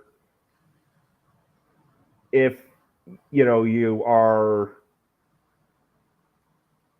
you are removing a book from your curriculum over 8 swears and a nudie picture. Where's the list of all the other books you've got to remove? Well, The Colour Purple, Kill a Mockingbird, Go Tell It on the Mountain, The Buddha of Suburbia, The like Godfather. either you are against teaching the Holocaust or you're a genre snob. Possibly both. To be fair, you're either against teaching the Holocaust. No. Yeah. This, again, very cleverly, they said, we're not against teaching the Holocaust. They're not. What they're against teaching is the truth of the Holocaust. Yeah. And the visceral, honest, dirty, grimy, violent truth of it. Because human beings don't. I can say to you 6 million people were murdered, and you'll go, yeah, have a nice day. When I tell you the stories of humans, our brains are not made to compute those kind of numbers. We don't think, straight over. And then, Yeah. but you tell individual stories, visceral stories. You show them the humanity. Like I said, that picture that haunts me of the people whose eyes I could look into as they were looking at the camera. Yeah. That's what educates people. That's what teaches people.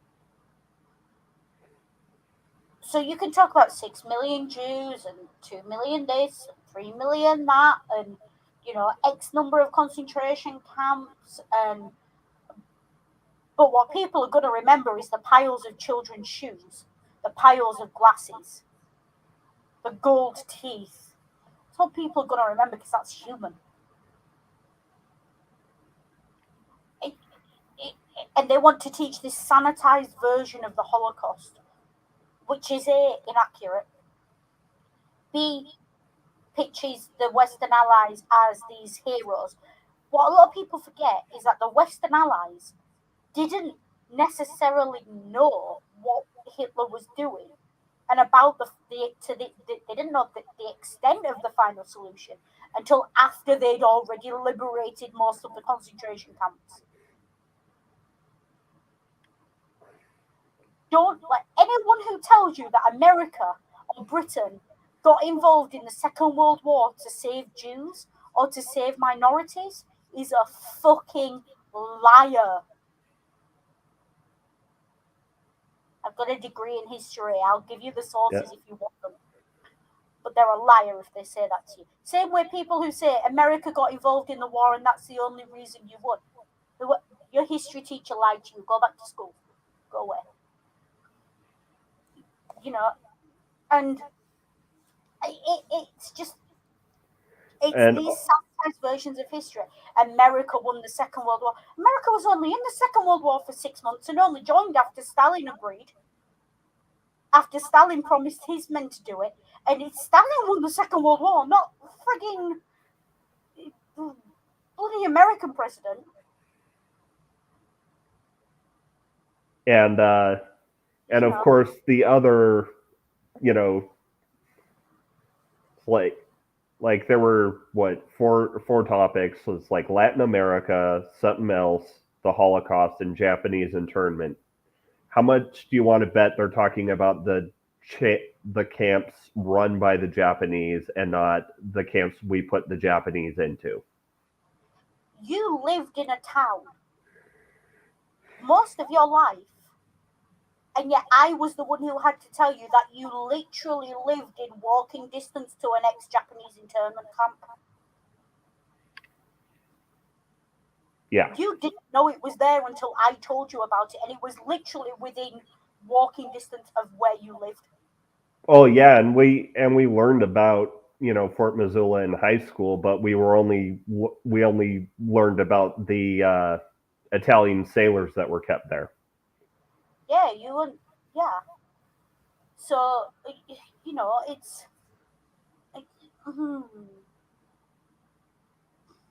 opinions. Again, the Queen died 2 weeks ago. I learned more in a week on Twitter about the atrocities committed by the British Empire than 2 degrees in history and an entire British education taught me. I'm not ashamed to admit that. I'm ashamed that it took me that long to realise that I should probably look into this shit. But you live and learn. And this is what this book does. This book teaches what they don't want you to know. And you should always go and find out what they don't want you to know. Because there's a reason they don't want you to know it. And that's what makes you dangerous when you do. Because you question the status quo and you question their authority. And that's what makes you dangerous. So So now they're all just wittering about the motion. and so now they're back on to the discussion of actually removing the book from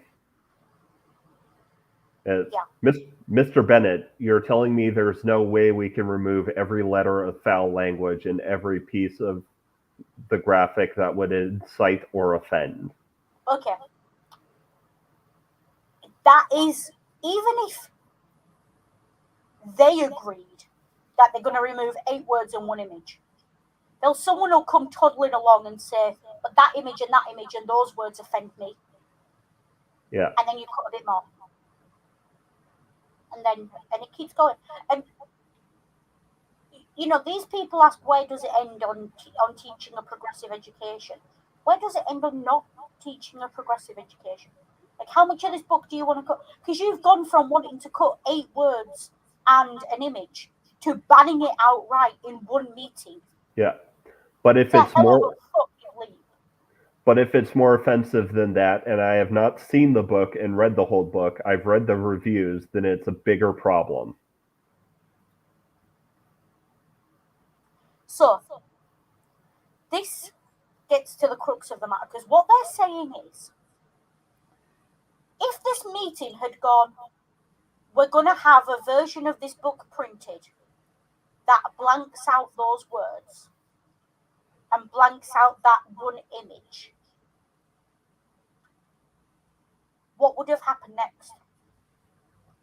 I guarantee you, Tony, Rob, and Mick had have been at the next school board meeting complaining about something else in the same book.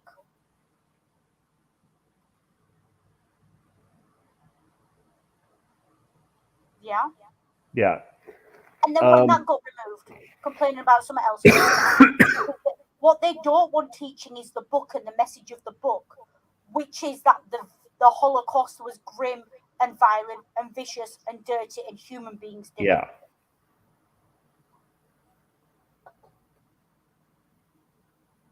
And yeah, I think we should probably cover Mouse next lit month. Yes, definitely, we should cover Mouse. Nothing's made me want to read that book more than seeing this meeting minutes. And then there's a talk about emailing Art Spiegelman to get permission to redact it further. He wouldn't have given it. As I said, I read the quote. He thinks it's nonsense. And then they bring it to a vote to a yes or no vote for removal of Mouse, and it's unanimous. Which tells me that this entire meeting was a kangaroo court and was because at the start the decision's already been made. This needs to be emphasized. It's a unanimous vote to remove the book. Yeah. Notice how the women who were defending it don't even get a vote. Yeah. Well, I think they were experts. They weren't board members. They were experts brought in to testify. Yeah. So the experts testified that this book is fine and appropriate, but it was still unanimously decided to remove it. Yeah. That's what happens when you have a generation raised with anti-intellectual ideas, folks. Note to self, never move back to Tennessee. That's a mood, Sander. That's a mood right there. I'm sure you've got a list. I'm sure you've got a list of issues with that state, Sander. Yeah. I'm sure you've got a full list. But yeah, right. That's the meeting. Now, yeah. This book is, and I'm going to broaden this out a bit. This book is part of a CRT, academic and legal framework. Yeah. CRT is a catch-all term applied broadly to classroom discussions about race, racism, gender identity, sexuality, and sexism. Broad prohibition of discussions of conscious or unconscious bias, banning the 1619 Project, and banning discussions of slavery. This is no more or less than a concerted effort by the right to censor minority voices in education. Because if people don't know the history and don't know the stories, they can't be educated in how to prevent them reoccurring. Those who don't learn from history. Yes, but also those who do learn history are just cursed to watch everyone else repeating it. I don't recommend it. Yeah, there's a reason I spend most of my time ranting and raving on the internet. It's because no one else listens to me. Calm down there, Cassandra. I feel like Cassandra. I really do. Most historians do. I feel like she should be the patron saint of historians. Her or Yeah. Tiresias. Tiresias, probably. The prophet whose head was always Yeah. turned backwards. Yeah, Tiresias. Um, this, we're seeing it happen. But is someone Oh, arguing and that yeah, Memphis Oklahoma had a ridiculously reaching statewide book ban, which is Yes. why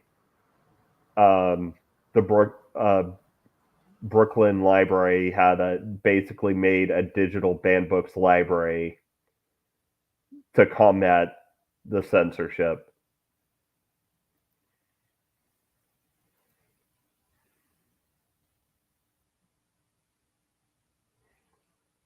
And and according to the statistics provided by the ALA, the this year is the most pro censorship. Like this in this year, more books have been challenged and banned than ever before. And it is a concerted effort by the right to reduce um, to reduce minority voices, be they of a racial, gender, sexual nature. And that is what censorship is. It's to remove and to essentially monopolize the cultural conversation so that your viewpoint is the only viewpoint acceptable. And we even kind of saw that a little bit in the UK over the past few weeks with the discussion of how, oh, it's not proper to talk anti-monarchy because it's not respectful now that the queen is dead. Um,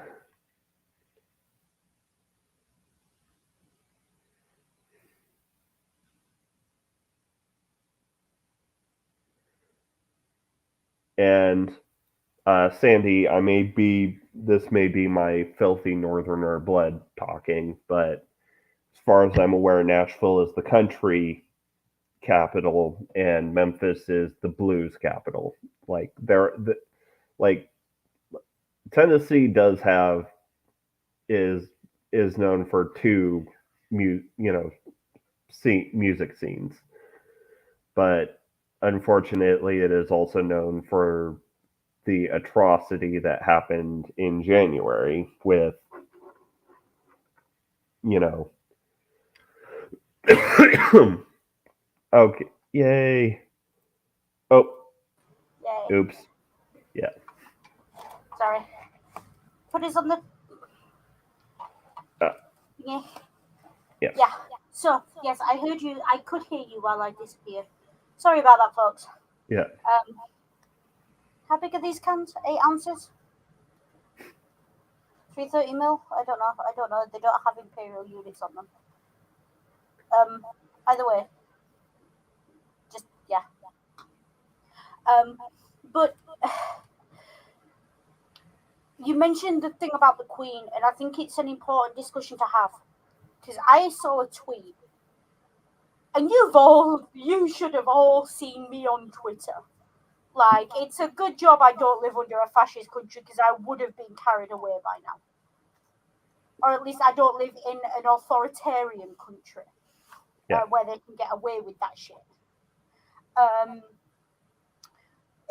Although, give it a few years, seriously, that was a scary couple of weeks.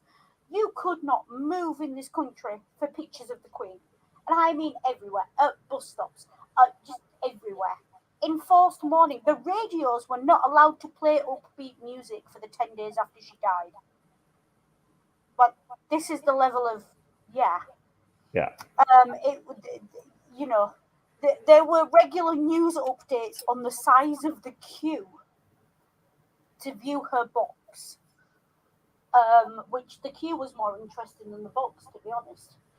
It's a very interesting sociological phenomenon. And I'm sure the sociologists and the anthropologists and the other people who study people will have a lot to say about it, and a lot more than I will, and they'll have the reading to back it up because I'm not an anthropologist, I'm a historian, which is similar but not the same. But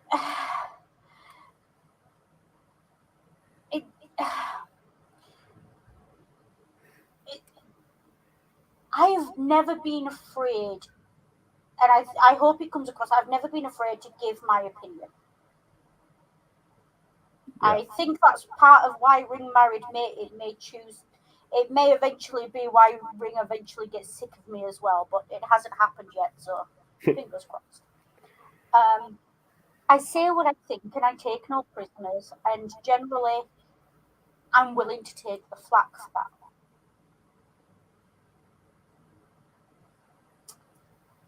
I have never been afraid of giving my opinion in this country. I mean, I wouldn't go screaming at a copper because I would take a kicking. I wouldn't. I've been on protests and things. I've been killed. I'm not afraid to stand up for what I believe in and take the flag.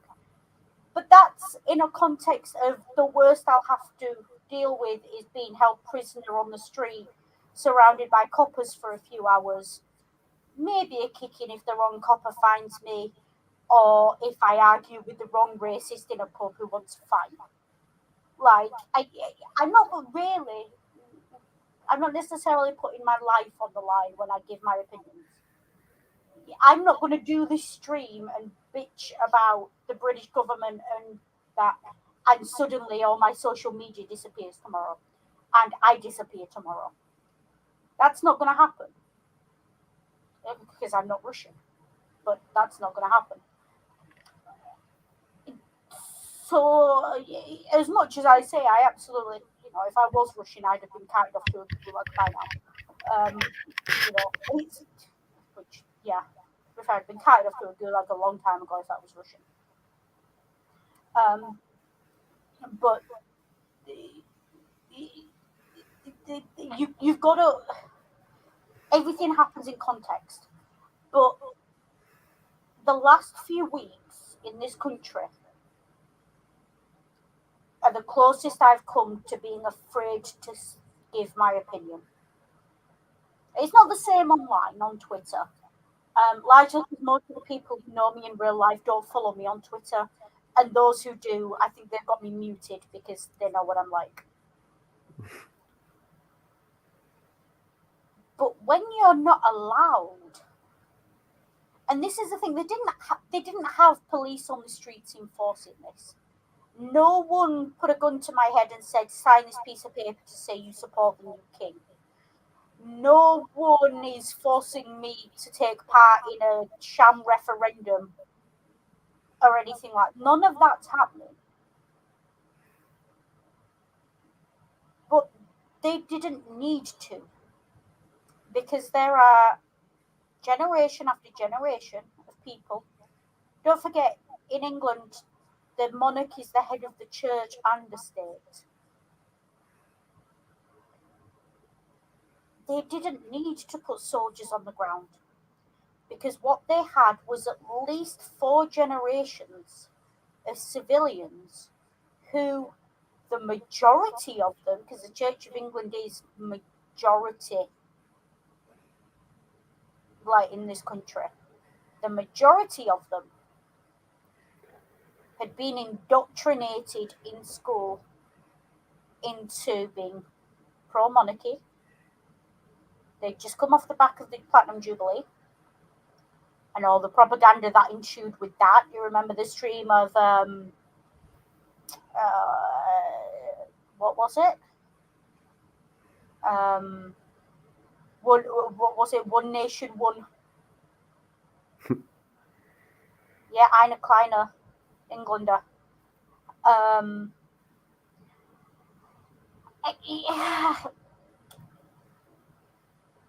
I didn't need to go start a fight with a copper or a soldier. There didn't need to be any around. Because if I said I have no opinion, I am not giving my opinion. I walked into work the day after she died, and everyone's wearing black. Literally, everyone is wearing black. Radio's playing morning music, and when I walked in, everyone's got long faces. And when I looked around and I said, "Did I miss the memo about a funeral?" 4 different people had a go at me. "Don't you know the Queen's dead?" And these are not older people, these are young people, under 30, mid-30s at a push. "Don't you know the Queen's dead? That's why we're wearing black, that's why we're in mourning." There were stories online of, there's one I saw which I can't claim to know the veracity of, but it tracks. Apparently, some teacher in Ireland happened to mention in class to the kids that the monarchy may have done some bad stuff over the years. And one of the kids apparently stood up and said, "Well, I bet you're Catholic." In Ireland, in Northern Ireland. So it stirred up sectarian feeling in Ireland. The Catholic versus Protestant thing, because Catholics are not monarchists in general. Catholics answer to the Pope. That's kind of their whole deal. But Church of England, Protestants, the Queen is the head of the Church of England. There's no need to put soldiers on the ground when every civilian is a soldier in waiting. And this is what frightens me about books being banned in schools. Because the reason those people are so quick to jump to monarchy is because they've never been taught about the atrocities committed by monarchy. They don't have a family history where, I said it on like the day she died. She was on the throne longer than my family have British passports on both sides. Like that's crazy to me. That's 3 generations. And like I said, I learned more on Twitter than I did in education because that information was hidden from me. And I do not believe for a second that it was just forgotten or overlooked. You explain this to me. I studied GCS, I studied A-level history, and we studied the Crimean War. How the fuck do you study the Crimean War without studying the refugee camps in the Crimea? The concentration camps.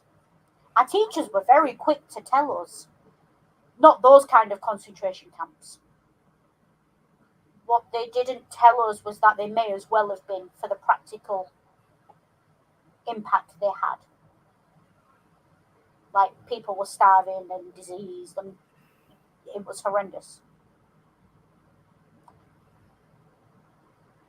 they were very quick to tell us, oh, Winston Churchill stood up to Hitler. I learned from an article in the fucking, I think, The Guardian years ago that Churchill was a known racist in his own time. Churchill was voted the greatest Brit by the British public. They did a, those TV phone-in votes that were big in like the early 2000s. They did one of those. The greatest Brit. They had people up there like Brunel, like Nevin, like I think Maggie Thatcher was in the top 100, but you win some, you lose some. Obviously, they didn't do much pulling up north. Like, the person who invented penicillin, the person who invented, all these Victorian men in stovepipe hats inventing steam-powered things. All of those were on the list. And Churchill wins. Because it's ingrained in the culture here. 2 World Wars on 1 World Cup. That's what the England fans chant at football matches against Germany.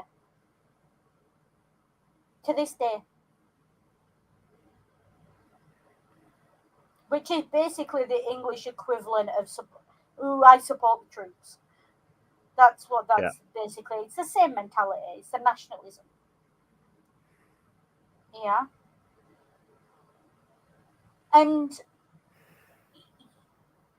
Sandy's right. I assume that's a comment about the Crimean concentration camps. They just didn't have ovens. They didn't need to in the Crimea. Yeah. People were dying at rates that were. There was plenty of cholera. Yeah. Plenty of cholera, plenty of diphtheria, every sort of medieval disease. I think they even had an outbreak of the plague at one point. Which, you can argue whether that was deliberate or not. Not the plague, I don't think it's biological warfare, but allowing them to get into that condition. You can argue whether it was deliberate or not. And what frightens me, America has always, as an outsider, we look at America and we see you can say what you want there.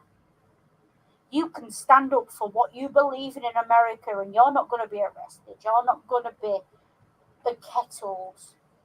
America still, to the outside world, until very recently, had, and I say had for obvious reasons, it was this beacon of free speech, free expression. That if the world was going to progress, if there was going to be political progress, it was going to happen in America first, because that was where you were free to speak and you were free to push these ideas forward. It's all pure propaganda and nonsense, of course, but that was the generally accepted point of view. Yeah? Why does America matter? Because it says it does. That's the truth. Yeah. America only matters. And when I say America, I mean the USA, obviously. Yeah. But again, even that, most people say America. America's not a country; it's a continent. In fact, there are 2 of them. Yeah. But America means the United States, the mainland mostly, because everyone forgets about Hawaii, and the Americans have forgotten about Hawaii. And Alaska, although I don't think there's much in Alaska. I can understand with Sarah Palin coming from there why you'd want to forget about Alaska. I'll give you that one. But yeah, America sold itself as the beacon of freedom of speech and expression and progress and growth. And most of us bought it. At least before social media exploded and we saw what life's really like for you over there. And we started seeing actual lived experience of America.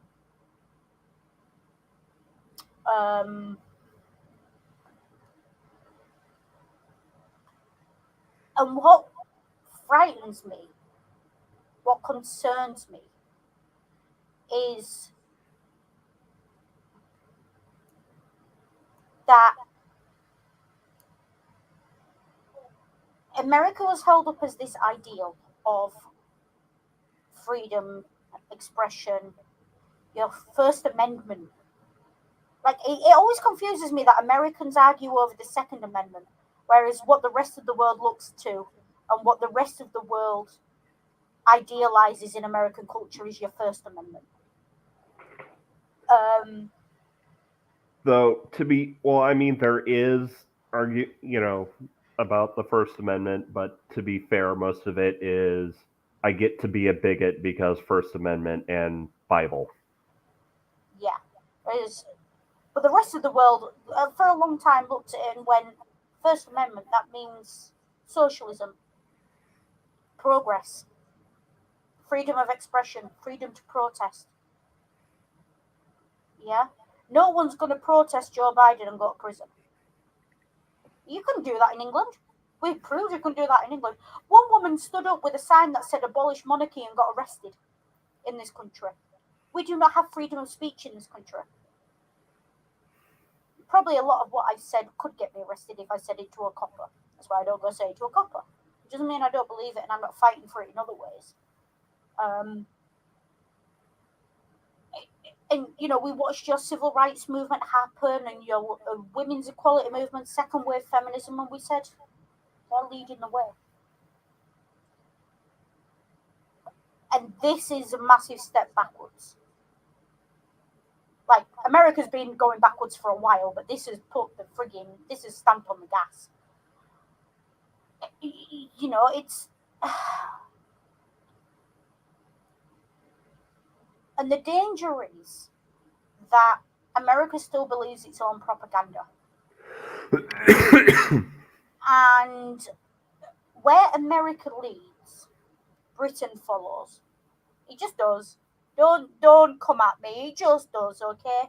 The special relationship is that frigging George Bush let Tony Blair have a safe word sometimes. Don't at me. That's a TP and Tony Blair did not get a safe word. We are thoroughly on our knees to the American administration, or at least the British government is. You should have seen the kerfuffle when Joe Biden said he wasn't going to talk to Liz Truss when he came for the funeral. Holy shit. The kerfuffle. And so, Joe Biden, no trade deal with the US.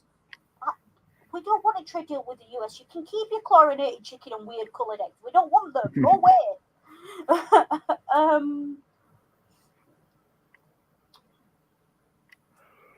But there are certain things that the US is supposed to stand for. And I say supposed to because it doesn't in reality. But it's supposed to stand for and supposed to represent. And take, for example, this whole thing with Russia. There was a time where you knew, without question or doubt, that the USA was fundamentally opposed to Putin. Yeah. You knew that. You knew, you lived and breathed. If you there were three things guaranteed in life: death, taxes, and American opposition to Putin. Yeah.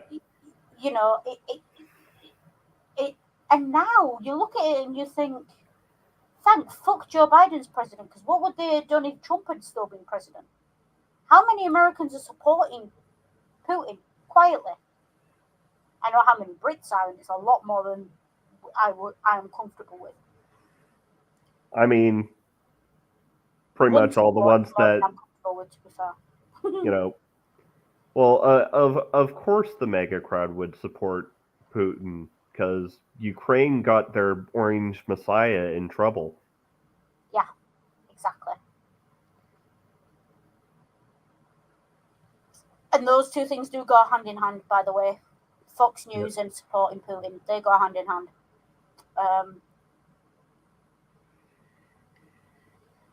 And to an extent, I can understand why certain countries have gone the way they have. Because They've been following a flawed model that they held up as an ideal because they didn't have a better option. America is still, to an extent, the promised land in a secular version of that. America is still where you go if you're a academic. It's still where you go if you want to have those discussions, if you want to be able to say those things freely. But it wasn't for a while under Trump. Like, people were actively saying, I'm not going there under Trump, that's dangerous. Yeah. And we know that, to an extent, it's dangerous in Britain. And it's always been dangerous in Britain. And unfortunately, half the world is former British Empire. So it's dangerous in those countries too. So you can see why, when the basic standard is we lived under the British Empire, why they held American propaganda up as the ideal. Like, I can see where that logic comes from. And again, they weren't inoculated against propaganda, so they didn't realize it was propaganda until we saw videos coming out of your policemen killing black men in the street, because that's a thing that happens in this land of the free and home of the brave. You know, you'll probably find there's probably more people who believe in the American ideal outside of America. That's why I get angry about American politics. Not because I live there or because I particularly care about American politics. I get angry because the American dream, American idealism, the fundamental human rights that America is supposed to represent was sold to me. And I get angry because part of me is bought into it. Because you stood against the might of the British Empire. And that's, yeah. And that's the propaganda that goes out, and that people bought into it. And that's why the world cares so much about American politics and American censorship. Because we look at that and we think, never mind the Bible being the greatest story ever sold, American exceptionalism, you could write more than one religious text on that, and I'm pretty sure they already have.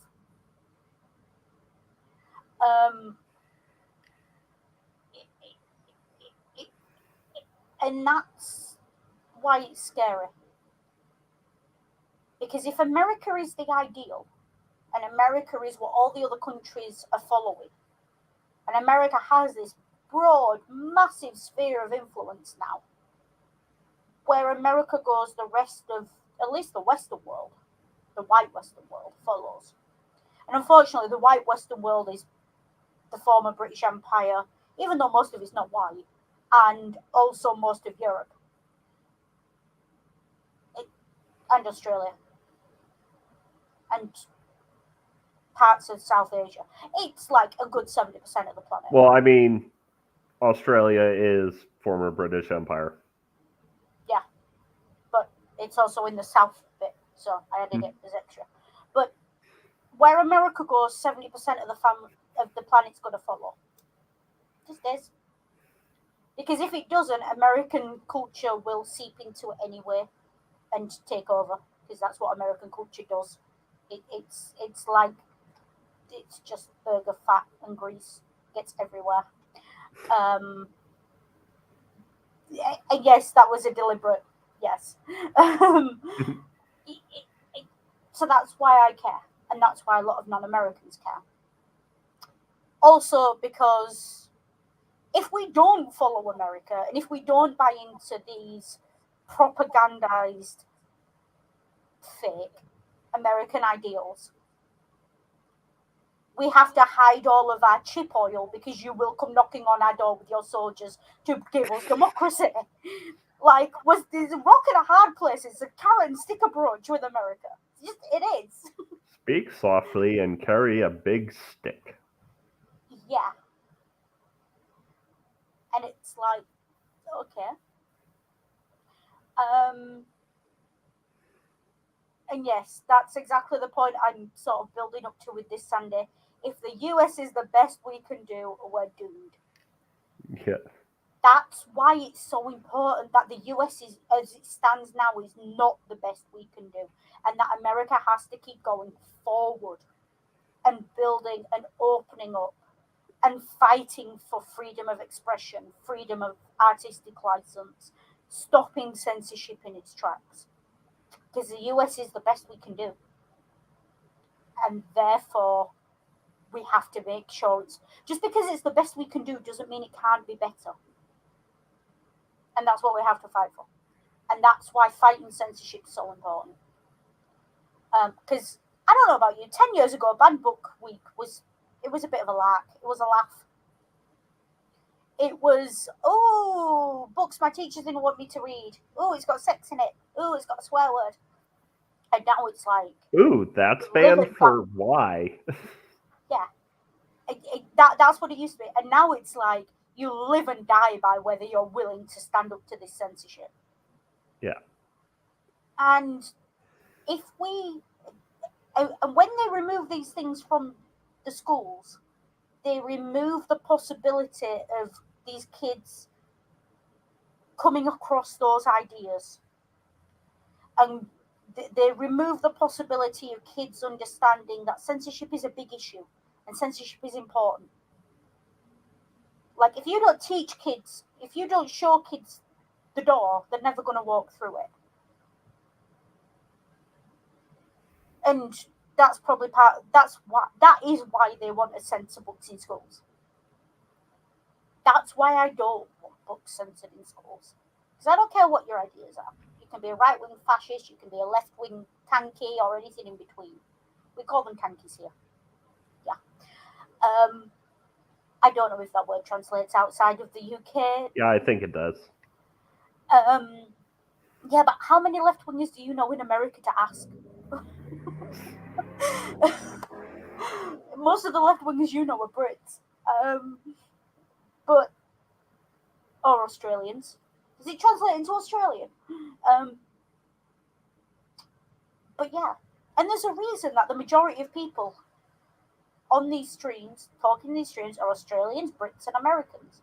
It's that shared heritage, former British Empire, English language, and English language is probably one of the most, I'd say, I'm going to word this very carefully, the most widely spoken language in the world. Now, the most commonly spoken language, because the Chinese outnumber us by a lot. But you can go pretty much anywhere in the world and find someone who speaks English, or a bit of English. Enough English to tell you where the toilet is and give you directions. Like, and that's mostly because of the British Empire. That's 98% because of the British Empire. Yeah. So we have that shared culture. But America became the standard bearer. And we are relying on American civilians to keep America moving forward. But your civilians are not going to do that if they've not been taught where they've been and what the history is and what's been banned and why and how to combat it. That's why censorship is such a problem. Censorship creates people who are willing to accept information without looking at it critically. It creates a population that's willing to turn on their own family, their own loved ones, because something a right-wing pundit told them felt right or was just common sense. That's why I'm so opposed to censorship. Because censorship is the first and most effective tool against freedom of speech and freedom of expression. Because if people don't know about something, they can't talk about it. For a full discussion of this, go read Orwell. Orwell, yes, Orwell. My brain's not working. Orwell. This is one of the few conversations. We've managed to go 4 hours and 15 minutes, and this is the first mention of all. How did we? What? It's like this is literally like one of the only times where we could actually say this is literally 1984. It is literally 19. It is, and it's in the thing of what's one of the major plot points of 1984? They limited the language, because by Yeah. limiting the language, you limit the ideas, and by limiting the ideas, you limit the potential for rebellion, and you create obedient subjects. I'm not a subject, I'm a citizen. I'm a human being. I can think for myself. Read the books they told you not to read. Be dangerous. Because that scares the fuck out of them. I think that's my Yeah. final wrap up. And I don't think I could say it better. So next week we are beginning Spooky Month with The Last Man on Earth, Oh yeah, starring Vincent Price. Oh, and Hey, speaking of books, what? but and after that, it's kind of fitting that Noodle talked so much about the American myth, is because after Spooky Month is over, we are going to have a mega month going over American mythology. Yes. And boy, do I have some doozies points to give for those. Um, Uh, yes, Scummer, yeah, you had me talking about censorship. Ring's and barely got a word in. I've been censoring Ring all stream. well, and the sure, those minutes were only 20 pages long, and we skipped over quite a bit, but it was a fucking roller coaster. It fucking was. I'm tired. I need a nap. Yeah. So with that, next week we're starting off Spooky Month with The Last Man on Earth, starring Vincent Price, based off the novel I Am Legend. I've seen the Will Smith version. Yeah, and with that, I think we'll move to catchphrases. So remember, the purpose of a storyteller is not to tell you how to think, but to give you questions to think on. Too often, we forget that. Take care, be good, and if you can't be good, remember, use your noodle.